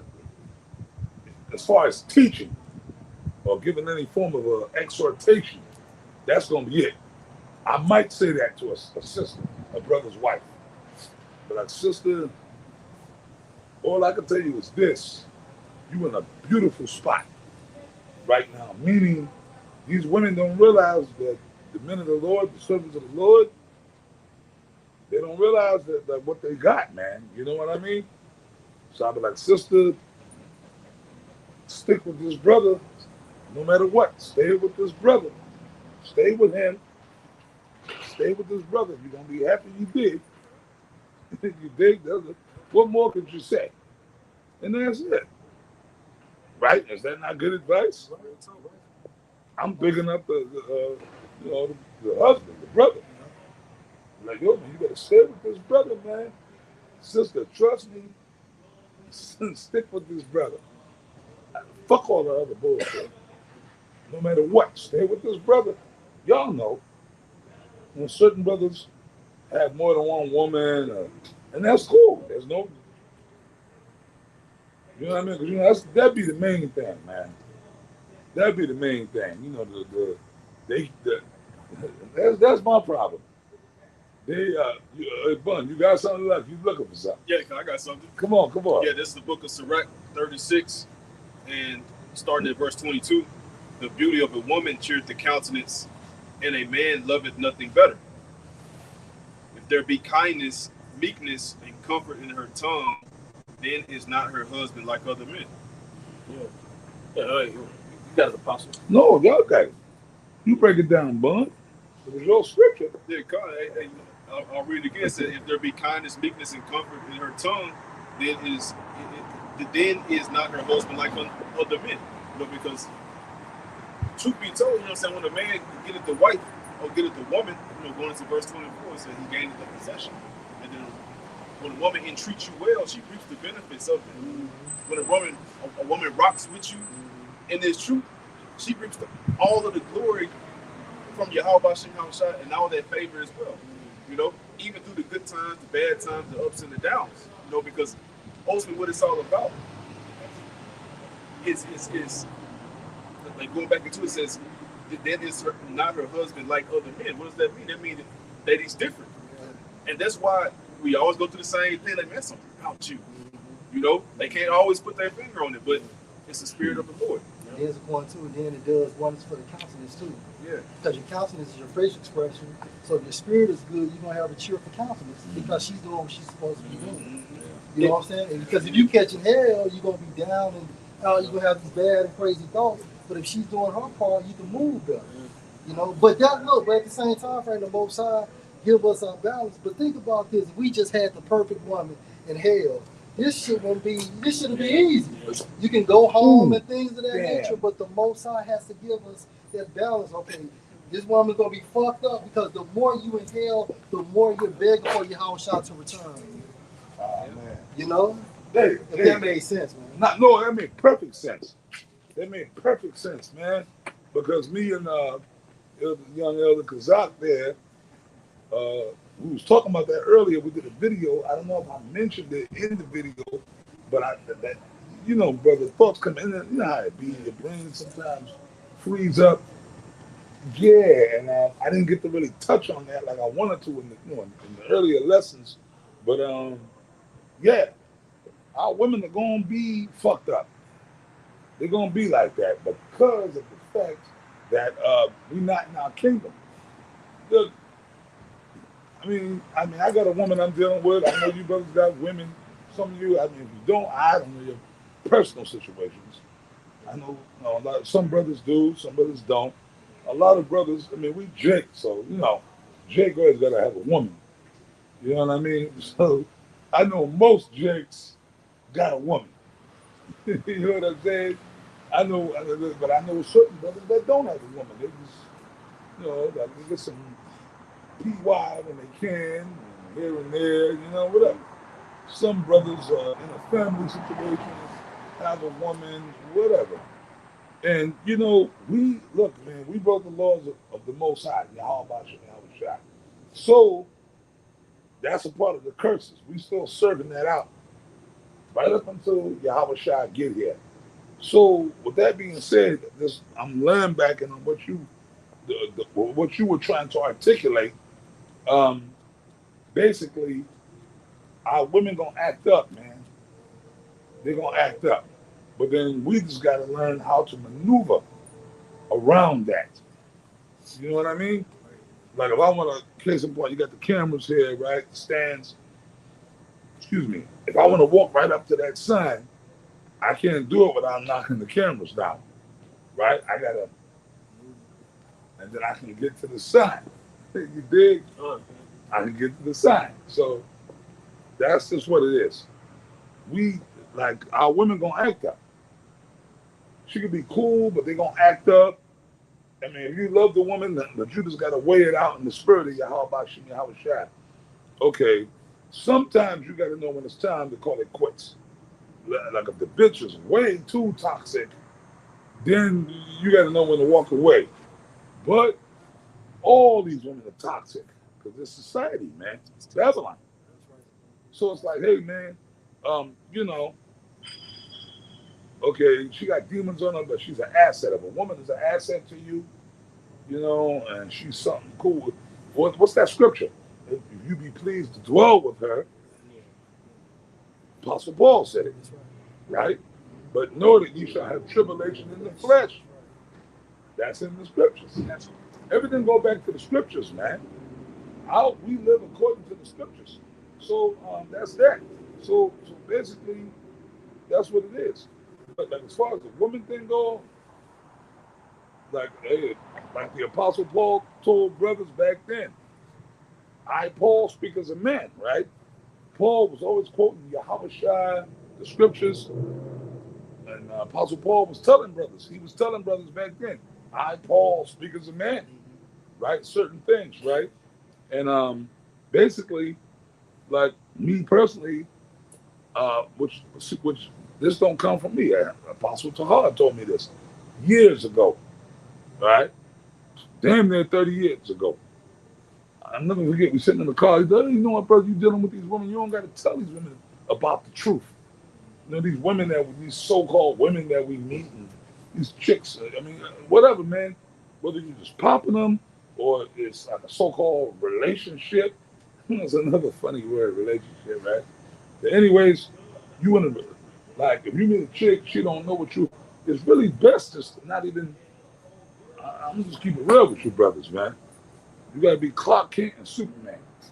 And the only way that can be unveiled if she lives with you. Yeah. Then ultimately, you get exposed and things of that nature. But like you said, Apostle, you speak as a man because it's not the law, but at the same time frame, it's still of the spirit. In this kingdom. In this kingdom. In this kingdom. You know what I'm saying? But you're right. Because like, well, see, here's the thing. There's another thing for you brothers. Like my so-called woman I'm dealing with now, right? I be with her a lot, but I got my own place. I still keep my own spot. I'm not doing, we ain't doing that, soldier. You know what I mean? I got my own apartment in Fort Worth. She got her little house out there in Irving. I mean, I be there a lot, but when she get on my nerves, I can roll. Or if she flip out, I'm like, okay. Always keep your own space. You know, you can be with your woman, but you always keep your own shit. Apostle Tahan Gabar has said that for many years. And we practice that shit. You know what I mean? And remember Barry White said, what? Practice what you preach. Right? Barry White told you that. So, hey, man, I'm just telling you. But the real talk, because you gotta remain a man of mystery. When you tell a woman what you're all about, especially if it's truth, they'll use it against you. The elder, not Zagba, South Carolina, he been doing videos, right? And them videos make you mad. He been playing videos. Y'all been watching, right? I watched like 2 different ones he did. And it was some stupid airhead bitch. She compared, I don't know if she's Northern Kingdom or Southern Kingdom. She probably a bugged out Eve, whatever, but she looked like she could be, you can't really tell, she looked mixed up. She looked like Eve, but you know the video I'm talking about, right? Well, you dropped yesterday. Yeah, she looked like, she could pass for like a light skin or like a whatever. And you can see it in the bitch's eyes and she's talking, she's bugged the fuck out. But them demons be working through these women. Now, if you're a simple-minded person, you will believe, you will get wooed by that shit. Because what was she saying the other day? If you are a Hebrew Israelite in 2026, you are weird or whatever the crazy shit was. Y'all know the video I'm talking about, right? If you are a Hebrew Israelite in 2026, you are toxic or you are weird or something like basically you crazy, whatever. I forget the full thing. And he played the full thing. And it's real exhausting to get to her part of the video. And the brother played that. I got a little mad. Like, what the fuck this brother? So this brother, man, I kind of wanted to cut, look, brother, why you play that whole damn thing? But as he went into his thing, when he started talking, because I'm like, it's exhausting to get through the video. Listening to this stupid airhead, dildo head bitch. And then as you're looking, when she went through her whole stuff, and that, when they're rolling it, you know they got demons on them. The Hebrew Israelite, and she called herself quoting scriptures and trying to debunk us, right? And then when my man Elder Menat Zakbai, when he started talking, he started bringing out the scriptures, right? He tore our whole shit apart, right? And then he said, you know what it is, man? You know what it is, man? You know, he got that brother talk. This bitch, and when he said it, I said, oh shit. Because I was thinking the same thing. I said, I know what happened. In my mind, I was saying it, but then on the video, he said it. He said, this bitch right here, she probably was dealing with a brother in the truth. And the brother probably, the relationship or whatever didn't work out. Maybe the brother cut her off or whatever. Like, she sounded like a slighted or scorned. Like maybe she was dealing with some brother. It could have been a brother in GMS. It could have been one of them dudes, one of them other. She was dealing with some Israelite dude who was in one of these camps or whatever. And shit went south. So she asked her, she bugged her. So now, see, the Hebrew Israelites. So now they want to become scoffers. That's what it is. Y'all dig? For real. Bro, 'cause some of these women that we have dealt with, and they found out about the truth. You got something? You got something, bud? I'm not reading for you. They found out about the truth, and then let's say y'all break up, they'll come, like if they really butt hurt, they'll come and try to scoff the truth. Oh, I got to tell you, brothers, this. Earlier today, and some of y'all might have seen the video. I was watching Apostle earlier today. I was sitting at the brother crib, and I was watching Apostle Tahar, but I know it's a recent video. I don't know when Apostle Tahar put it up. I watched the whole video, and fire, man. Apostle Tahar put a video up, and I mean, he was touching on a lot of different points, right? But he said, yeah, man. He said, pretty much, if we in that time, when the missiles come, all you niggas that fill out the truth, you're going to be backstroking in them, that fire from the missiles. And then he said, Apostle Tahar, I didn't say it.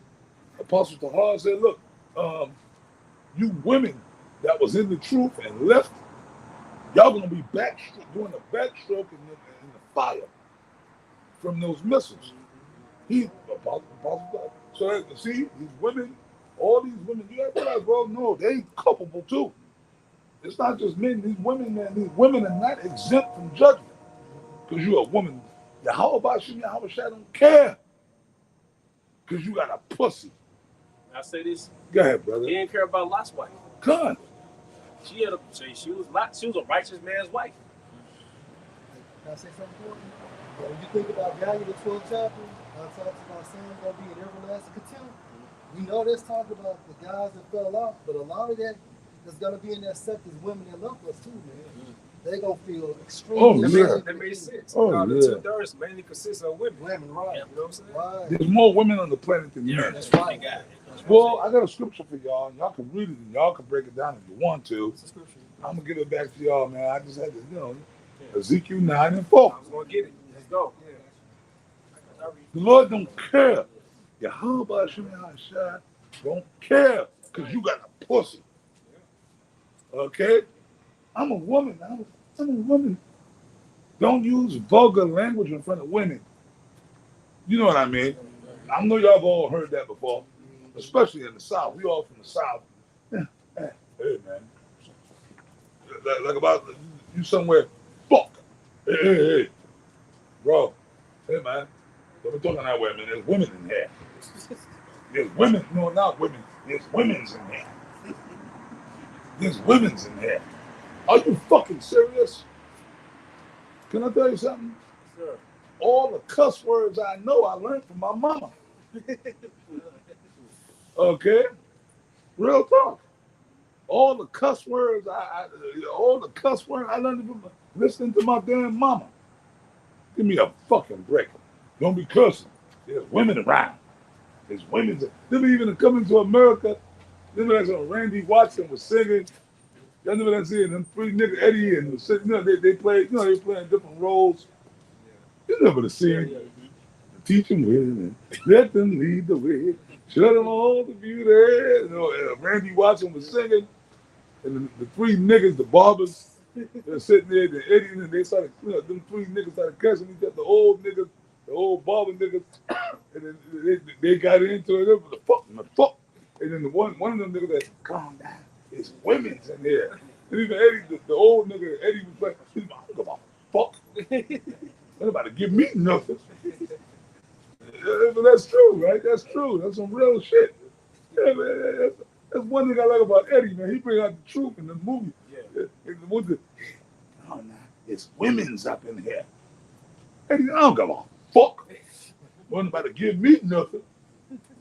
Like you say, I don't give a fuck. Women. There's women's in here. See, but that's that whole thing of America. Because you got that slit. You were exempt from judgment. Well, when the flood came, did women die in the flood? That's right. No, the Lord was like, oh, nah. Well, look, Noah, you got to try to get all the women up in the ark too, right? The women. Women are expendable, man. Men are not expendable. Women are expendable. You men are valuable. Why? Because you carry the seed. Women can't bring back a nation. The Lord, there are plenty of women. You dig? I mean, don't get me wrong. I'm not saying, I'm not advocating in this circle right here of ours for brothers to go and treat your woman like shit. Your woman. That's what I'm talking about. Your woman. I'm not advocating for you. Like, you ought to go home tonight. Fuck you, bitch. Home. You know what I'm saying? I know you don't do that. If you do that, you got demons on you. You know what I mean? You be cool. If your woman is cool with you, you be cool with her. You dig? That's it. If she cool with you, you be cool with her, man. If you happy with your woman, then deal with your woman. Because really, right now is not the time to be on the dating scene. You dig? The scripture said, what's that scripture? Be not a lion in our own home. So if you got a woman and your chick is cool, man, then you be cool with her. That's it, man. You go home, man. Hey, shit, man. Just be cool. Don't create problems where there's nothing there. Women are gonna be women, bro. They're gonna be Satan, but that's why you gotta always Navigate. stay moving. You know, when your woman start acting, you see the demons on the eye, man. You go over here for a couple of days or a couple of hours. Or, you know, absence makes the heart grow fonder. You mentioned earlier, you know, the brotherhood. You know what I'm saying? Like we're each other's escape. You know what I'm saying? Like get away from a little bit around the brothers. Well, yeah, we talked about this earlier. Hey, man, you know, like I said, you in the crib and your woman, you can see the demons on her, and you know, just be like, oh, all right, well, look, listen, look, baby, I'm gonna step out for a hot second. You put your jacket on, go out in your car, your truck, and you'll holler at a brother. Call one of the brothers. Hey, Shalom, hey, what's up? What you doing, man? You know, you call one brother don't answer. You just call brothers, bro. Hey, Shalom, man. Hey, what's up, man? What you doing, man? Hey, nothing, bro. I'm just sitting there chilling, watching the game, or I'm sitting there just doing videos, about to do a video. Hey, look, bro. Yeah, man. Look, and you know, our brothers, we know. We already be knowing. You be like, yeah, bro. Nah, hey, brother. Nah, I just kind of need to get out the house for a hot second, man. This bitch got Satan on her, man. I just need to get out the house. I ain't trying to go upside her fucking head. And you know damn well the brother gonna tell, hey, brother, come through, swing through, roll up. You know what I'm saying? Go kick it with a brother for a while, for a couple of hours. You get there and you want to give it a brother, rejuvenate. You know, let the tension calm down. The demon, you know what I mean? You kick it at a brother house, man. Chill, yo. Y'all might do a video, or even if y'all don't do a video, y'all just watching the basketball game, the football game, or watching a movie, whatever.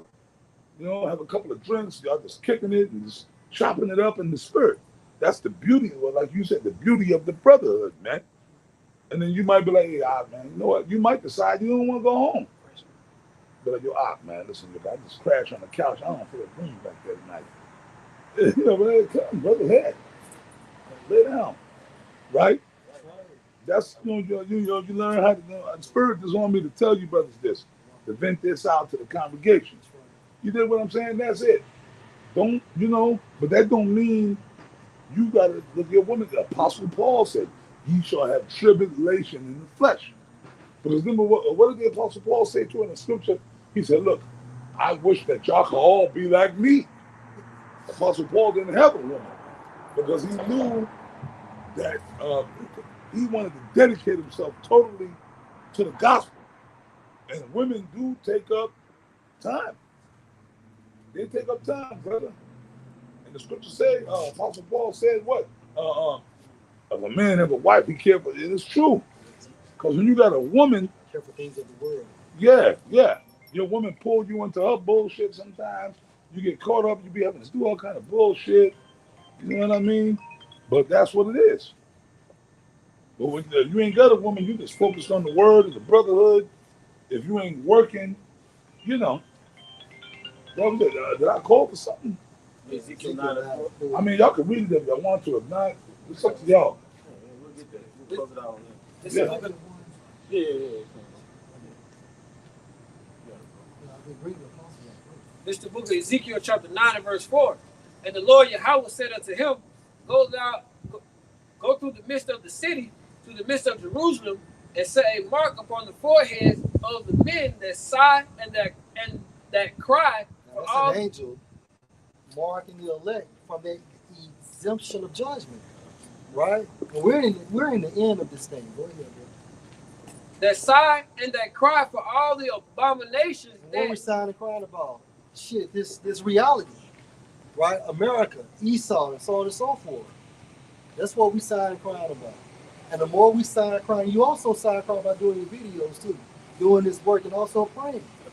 You know, all of this is a combination of that. Go ahead. it says that sigh and that cry for all the abominations that be done in the midst thereof. And abomination is nothing but wickedness, man. Extreme wickedness, right? This whole reality is fucking wicked, right? And it's also based on the notion or the pretense of Satanism. Go ahead. Verse 5. And to the others, he said in mine hearing, go ye after him through the city and smite. So the Most High wants to hear these people die. He wants to hear these people scream and beg for mercy and beg for their lives, man. Go ahead. He said, in my hearing. Go ahead. Let not your eyes spare, neither have ye pity. They don't have no pity. And do the angels give a fuck? No. It tells you in Ecclesiasticus, the 39th chapter, when it's time for the angels to get busy, they don't give a damn who it is. Women, kids, the ancient or whatsoever. They get busy. Go ahead. I'm going to switch to the NLT for verse 6. It says, kill them all. Kill them all. Based on the standard of the Most High. Not murder them all, but kill them all. Go ahead. Old and young. Old and young. You old hoes gonna go, you young hoes gonna go. Because you young hoes get the shit from the old hoes. Yeah. And an old hoe now is considered as 35 years old. You can have a great grandmama and the mother and the grandchild all going to an NBA young boy concert. This society is done. Back in the day when I was coming up, my grandmother was damn near 70 years old. In the house baking apple pies. Yes, sir. And cornbread. And beef stew. Beef stew or whatever it was. Now you got these old ass hoes when twerking, trying to hang out with their granddaughters. You old ass hoe with blonde extensions. Show them all the beauty they possess inside.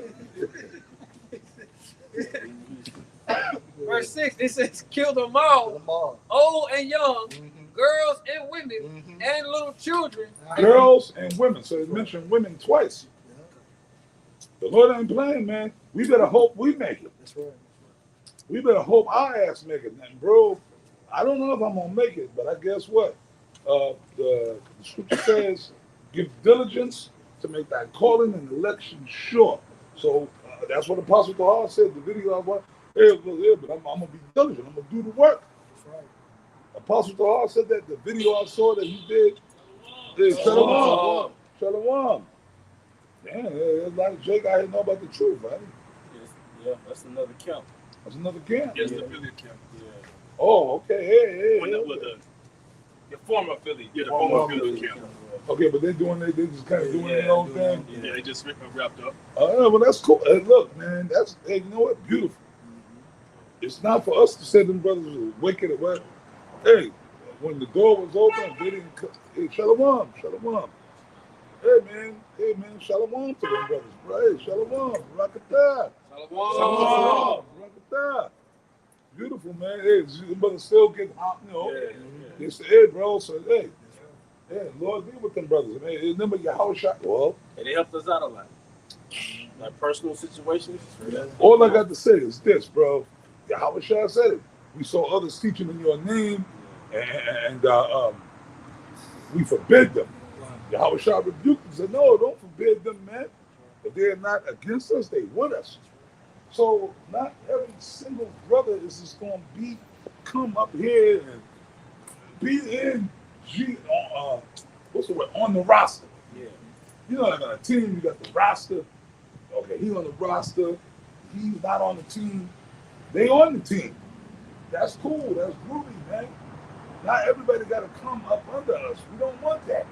Because then realistically, that's more problems. That's more shit we got to deal with. So let Jay do what they do. Them brothers are coming by, they saluting, they shalom, hey, and they teaching, they doing the work. That's all that matters. It's not about us. GMS, so to speak, is about, hey, if them brothers are teaching, as long as they teaching the right doctrine and they doing the thing, who are we to say that they're not gonna make it because they ain't out here with us? This ain't no gang, man. This ain't no motherfucking club. What set you claim? Huh? Like, what set you claim, cuz? Yeah. What set you claim, cuz? Yeah. This ain't no motherfucker. You GMS, nigga? Nah. Fuck you, cuz.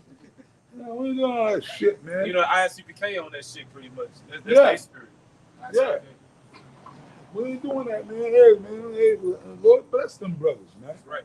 Yeah, it is. Like I said, hey, if I was to see them, if I was running to one of them somewhere, we out somewhere, whatever, I'm gonna treat them like a brother. Right. You know what I mean? Unless they give me a reason not to, but other than that, like if I was in a bar, I run them brother, hey, Shalom. They recognize Possible God, Shalom. Hey, Shalom, brother. Hey, how about you, Shalom, brother? I was like, you want a drink, bro? I'll buy him a drink. You know what I mean? I'm gonna treat them like a brother because they doing the work.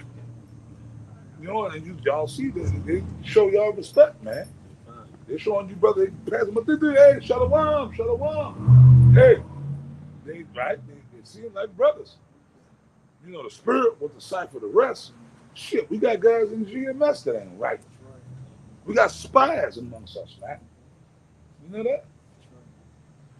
Yeah, but you know what? The spies gonna get vented out, man. I feel sorry for them.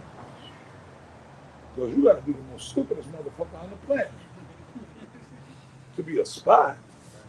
Like you spying out, you're like, yo, the white man gonna lose.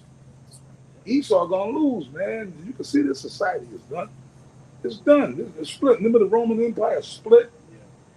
The ancient Roman Empire was the Eastern and the Western Roman Empire. And after that, Rome just fell as a kingdom. And that was that. This place is divided. What did the scripture say? A kingdom divided amongst itself shall not stand. This place is done, man. So basically, we ain't got, I don't know whose camera this is, but it's totally, yeah. Oh, okay, yeah, I figured that. You know, I try to, I play the camera, man. I try to keep an eye on the cameras. Okay, yeah.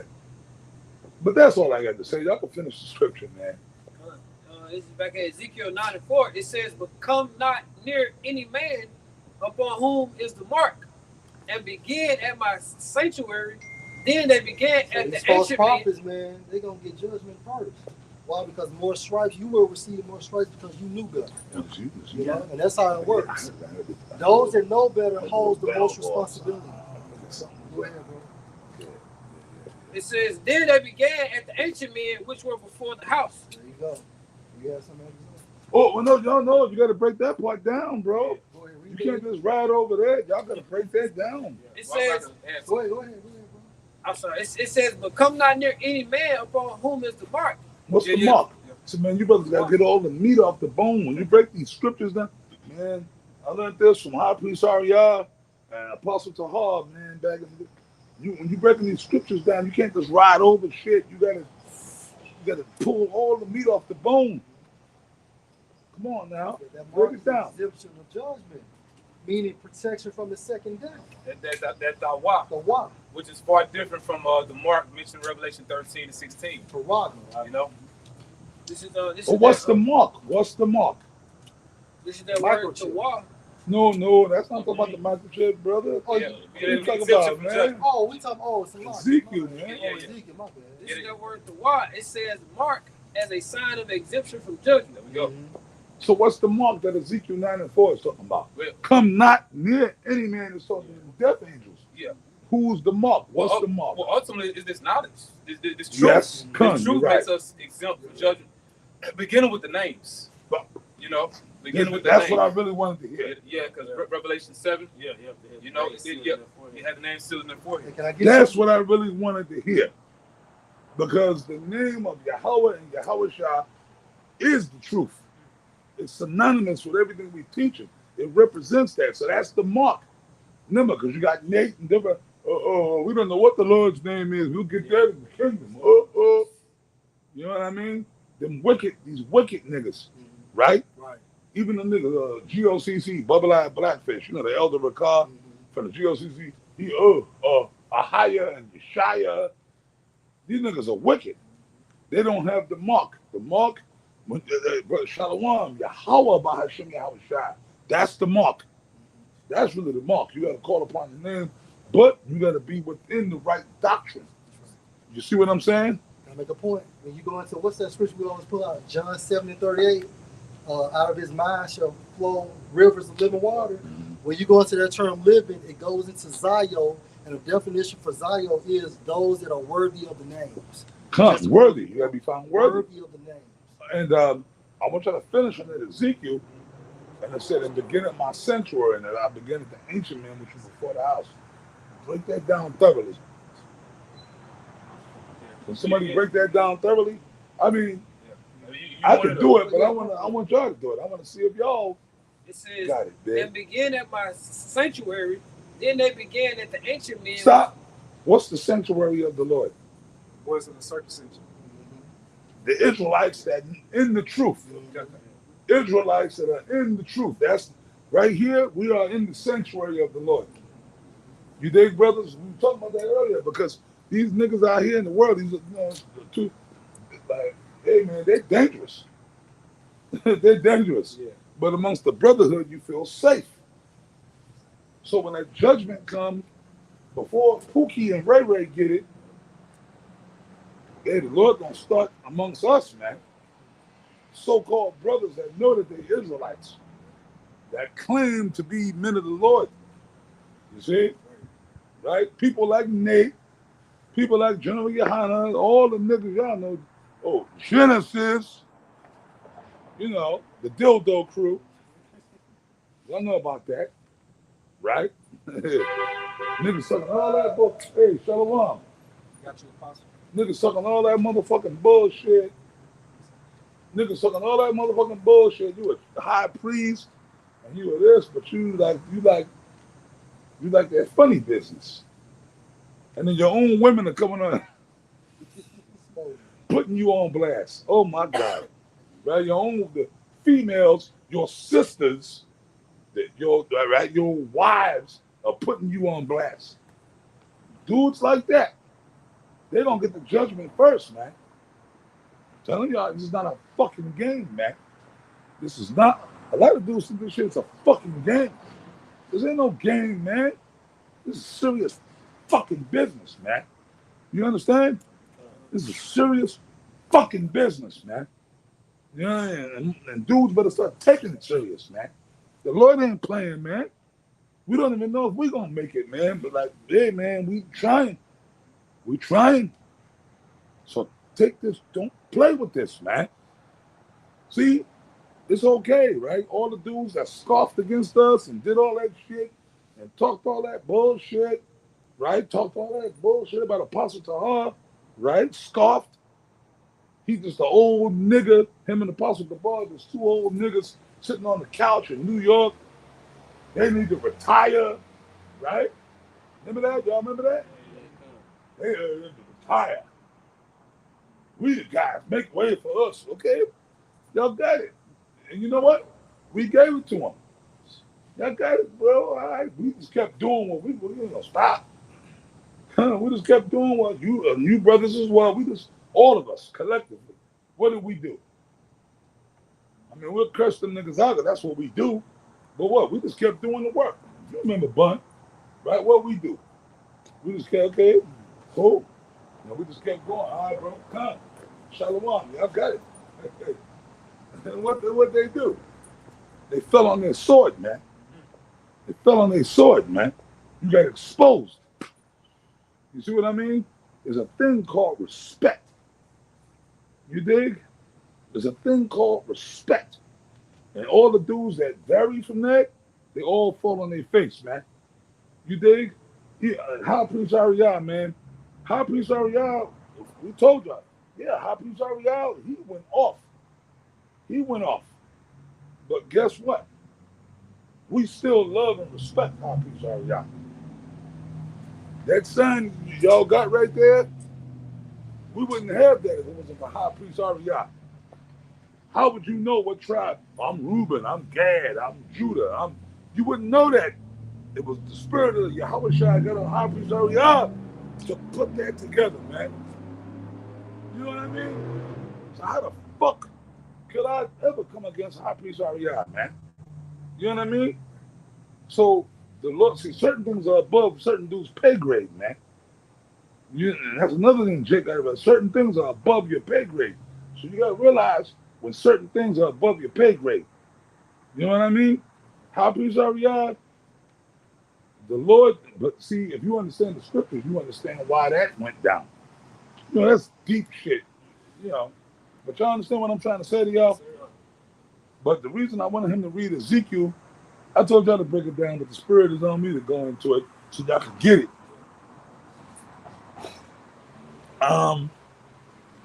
The Lord said, begin in my sanctuary and begin at the ancient men. So the ancient men represents dudes that know the truth, that's going off and being wicked as hell.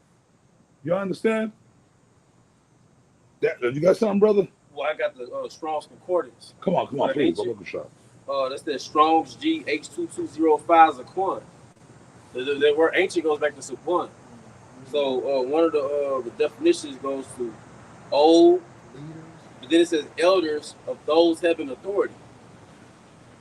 You know, of those, because you went into the sanctuary, which is basically those who are circumcised, those who know. But then it says that an ancient, so it's the leaders, starting at the leaders. Nate. Yeah, Nate. Yeah. This one gets judged first. Sakari. Yeah. Hey, Genesis. did he not call him? He deemed himself a chief high priest. Yeah, he did. The only other man since I've been around that ever held that title was High Priest Ariel. High Priest Ariel and High Priest Yaquah. Those are the only two men that we've ever acknowledged the chief high priest. Okay? This little punk don't call himself a chief high priest because he's a Levite. And then he had that all fucked up. The Levites. Look, the Lord did away with that. During the time of Moses and Aaron, yeah, the Levites were but the Yahweh Shai changed all that. And that was the reason Yahweh Shai was crucified on earth, because them niggas couldn't accept the fact that Yahweh Shai was a Judite. So their whole thing was, who this nigga? First of all, we the Sanhedrin. We the Levites. First of all, nigga, you a Judite. You ain't got no say. You know what I mean? The old order of Moses and Aaron. But let's keep it real. That was done away with. You know? Hey, that's the reason why the veil split after the crucifixion. Then all 12 tribes had access to this knowledge, man. You know? That's right. Yeah, I'm glad you said. That's why the split. Yeah, the veil split. That was symbolic of the Lord was doing away with that old order, and this is the Yahweh Shai. He's the new. Realistically, Yahweh Shai is the chief high priest. That's right. But them niggas didn't want to accept it, and they still don't want to accept it to this day. You understand, brother? Hey, the body dies, the spirit never dies. Things change. The Lord shuffles things around. We was all back there, all these wicked. We were all, it's us back here playing out the same role. That's why I said I wanted to learn how to play chess. Because I don't know how to play chess, but I want to learn. I can play the hell out of some checkers, but I can't play chess. But chess, basically, all of us here, we're just pawns in the chess game. And the Heavenly Father, Yahweh Shai is they're the chess masters. It's all one big game of chess. Okay? You dig? I mean, that's real talk. See? The Lord do what he want to do when he want to do it and how he want to do it. Y'all understand that, right? So all we can do, brothers, is pray to Yahweh Bashim Yahweh Shai. Just keep praying. Keep your medicine strong. Keep your medicine strong Pray to the Lord all the time, every day. When you wake up in the morning, pray, just pray to the Lord that you be found worthy, man. You dig? That's all the Spirit of the Lord. You know, that's it, man. That's all I got to say. Well, look, we're gonna ready to close it out. You have something you'd like to hold us? Yeah. I got two real quick. This is Hebrews 3:1. Wherefore, holy brethren, partakers of the heavenly calling, consider the apostle and high priest of our profession, Mashiach Yahushua. So Yahushua is the high priest. Why do we know that? Because he's right next to the Most High. He sits in the Holy of Holies. That's right. So Yahushua is that high priest. He actually died for Israel. That's right. I mean, you know, as great as Aaron was, and you know, and that you know, that lineage of high priest that would come from him, none of them died for Israel. That's like, right. you know, you go into the ephod and you got the 12 tribes, you know, the Lord actually bore us on his chest. He literally took the hit for the whole nation. Wow. So, All you know, 12 all tribes. 12 tribes. That's the ephod. Like the ephod. Yeah. And see, that was foreshadowed in the Old Testament. When King David ate of the showbread. That was foreshadowed what all 12 tribes be partaking of kings, you know. Our high priest. I got one more. This is for Sakari. Ecclesiasticus 11:20. Be steadfast in your covenant. So when you come into this truth, you make an oath to Yahweh Shem Shai. And be conversant. Conversant means what? To be occupied in it. Hey, therein and wax old in your work. So we supposed to die in this thing. Not retire. Right. Oh, y'all old now. Y'all got to retire. And we on active duty until Yahweh Shai comes There's back. no retirement. There's no retirement. Like, yeah, see that nigga, he was going into a law. They were, you know, when you read this, see if you know the scriptures, which them niggas studied the scriptures, but they didn't understand them. You can read something but not understand what you're reading, if that makes sense. They read it right, because that nigga Alizé, I call him Alizé. I know what I'm talking about, right? I ain't even gonna give him the respect of calling him his so-called real name. That punk, that bitch, that little hoe, right? He according to the law, that is in the law. If you read it, it's in there. The priest, it's starting to drizzle a little. The priest did they did retire. Like there was a point where you had the priests, and when they got to a certain age, they would retire, and their sons took over. You know, that was in the law. It was the priests. They got old. You know, they got a little older, so it was time. But remember, their sons were being raised. There was an order of the Levites, the priesthood, the holy priesthood. So their sons would come up. You know, you had a son. Your son was already being trained in the priesthood. You retired, then your son or your nephew or your grandson, they became the new, and it went on and on down the that's how it went down the generations. You understand what I'm saying? But that order was that order was done away with. What the scripture said, we shall be a nation of kings and priests. A nation of kings. A nation. Yahweh Shai is the high priest. So that was set up at that time, we have to have order. The Lord set that up. He set up that order. Moses was a Levite, and Aaron was Levite. So the Lord was dealing with Moses and Aaron at that time. So, like, the Lord set it up through Levi. Yeah. But there had to be order so that everything, Israel could know the laws in writing, and everything could be established, man. You understand? Like the count, Lambeck Apostle, it was a foreshadowing of things to come. I remember when we came out of Egypt, and the Lord was saying, sanctify unto me the firstborn. And then it got to a point to where, you know, after he said sanctify the firstborn, then he took a tribe unto himself that was going to, you know, serve him as priest, and it'll be Levi. But, you know, fast forward to the New Testament, how Shaul was saying the Lord did that with his son. You know, he sanctified him to him, you know, the firstborn, man. You know what I'm saying? To bring us back. So no, that's it. That's it. Yeah, that's the that was set up for that time. It is. You know what I mean? But then the Lord, now the Bible says, now niggas will say scoffers. But wait a minute, y'all contradicting yourself. Don't the Bible say, I'm the Lord your power, I change not? The Lord don't change. It's just you gotta be sophisticated enough, spiritually sophisticated enough to understand the scriptures. Nothing really changed. It's just, remember Yahweh Shai said this when he was talking to that bitch at the well. Apostle Tahar went into that in the video I saw today. He said, "Hey man, this was that John 4, the 4th chapter, right?" And he said, "Look, this the water that I'm bringing is a well springing up into everlasting life. A well. Water flows. Even Bruce Lee said that. But water can flow or it can crash. Be water, my friend. Water is ever moving. Water is like, right, it ripples, you know what I mean? So this truth is water. Yahweh Shai told us. So it's not changing, it's just this truth is evolving. It's an evolutionary, spiritually evolutionary thing. So like back, and you brothers got to realize something. Okay, y'all look at us, right? The apostles, so to speak, the bishops. When we came in, things was different. The world was different. The world was a different place back then. It was a whole different, you know what I mean? It wasn't like how it is now. So we had our teachers, our elders, what y'all know about, which is y'all elders and y'all teachers too, right? If y'all are fruit, those are your elders too. King Mansha, well, no, so let's start from the top. High Priest Albert Bivens, King Mansha, High Priest Ariel, High Priest Yaquab, right? They taught us, they gave us what they had at that. The Lord, hey man, as great as those men are, and I still love all those men to this day. Okay?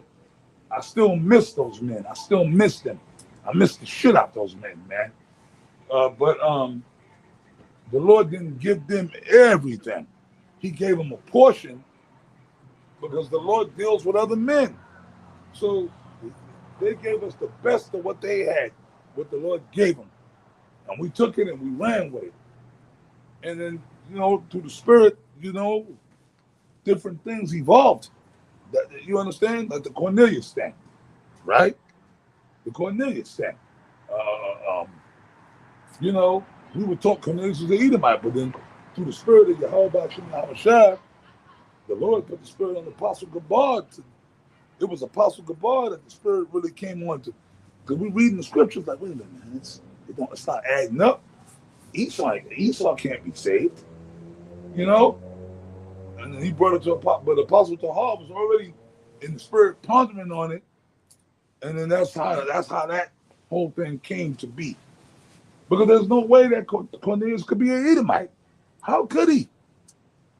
You dig what I'm saying? Oh, he held the books. He held the Bible for us. When? How?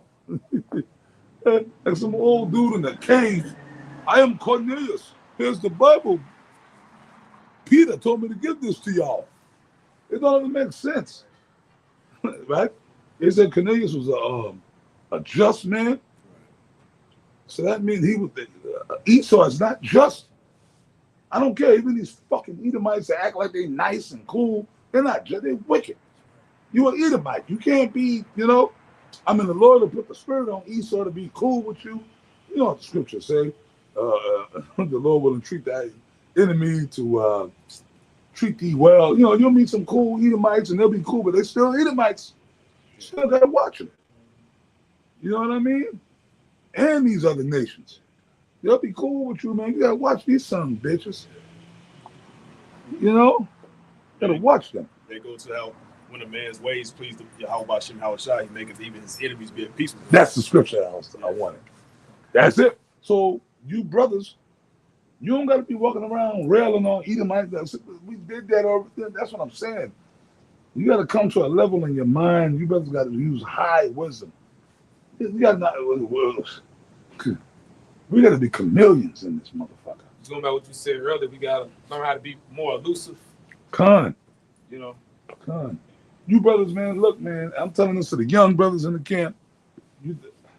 Esau's the devil. Yes, he is. Esau's not going to be saved. Don't listen to Genesis. Don't listen to them. Okay, look, man, but You walk around, don't be like these stupid niggas in the world. You don't walk around just cursing white people out. Nah, dude. You walk around, man, I tip my ass. How you doing, sir? Yes, sir. How you doing? I'll smile. I'll sit there, have a drink with an Edomite. I'll be cool with him because you never know. The Lord could use that Edomite to help you.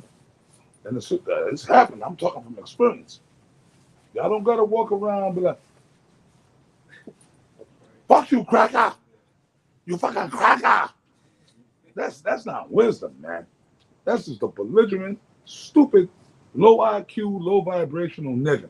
Yeah, when you speak about that earlier too, like the nigga want to be in that spirit. Your Eve. All the Yeah, way. like, All the way. All the way. But y'all got it, yo. I didn't talk to Nell. It's a spirit. You know, we needed it. We're gonna, we're gonna close it out. Go on, man. Go on, Elder. All right. Well, look, we're gonna face the east. And with that, we hope brothers and sisters were edified. Once again, we want to give our honor and glory to Yahweh Ba'ashem Yahushua Ba'ashem Kadosh. want to give double honor to our elder apostles and elder bishops, great millstone we well. Peace and blessings to the abundance to the house of David the elect. Baba, Shalom. Yeah, man. I watch you brothers on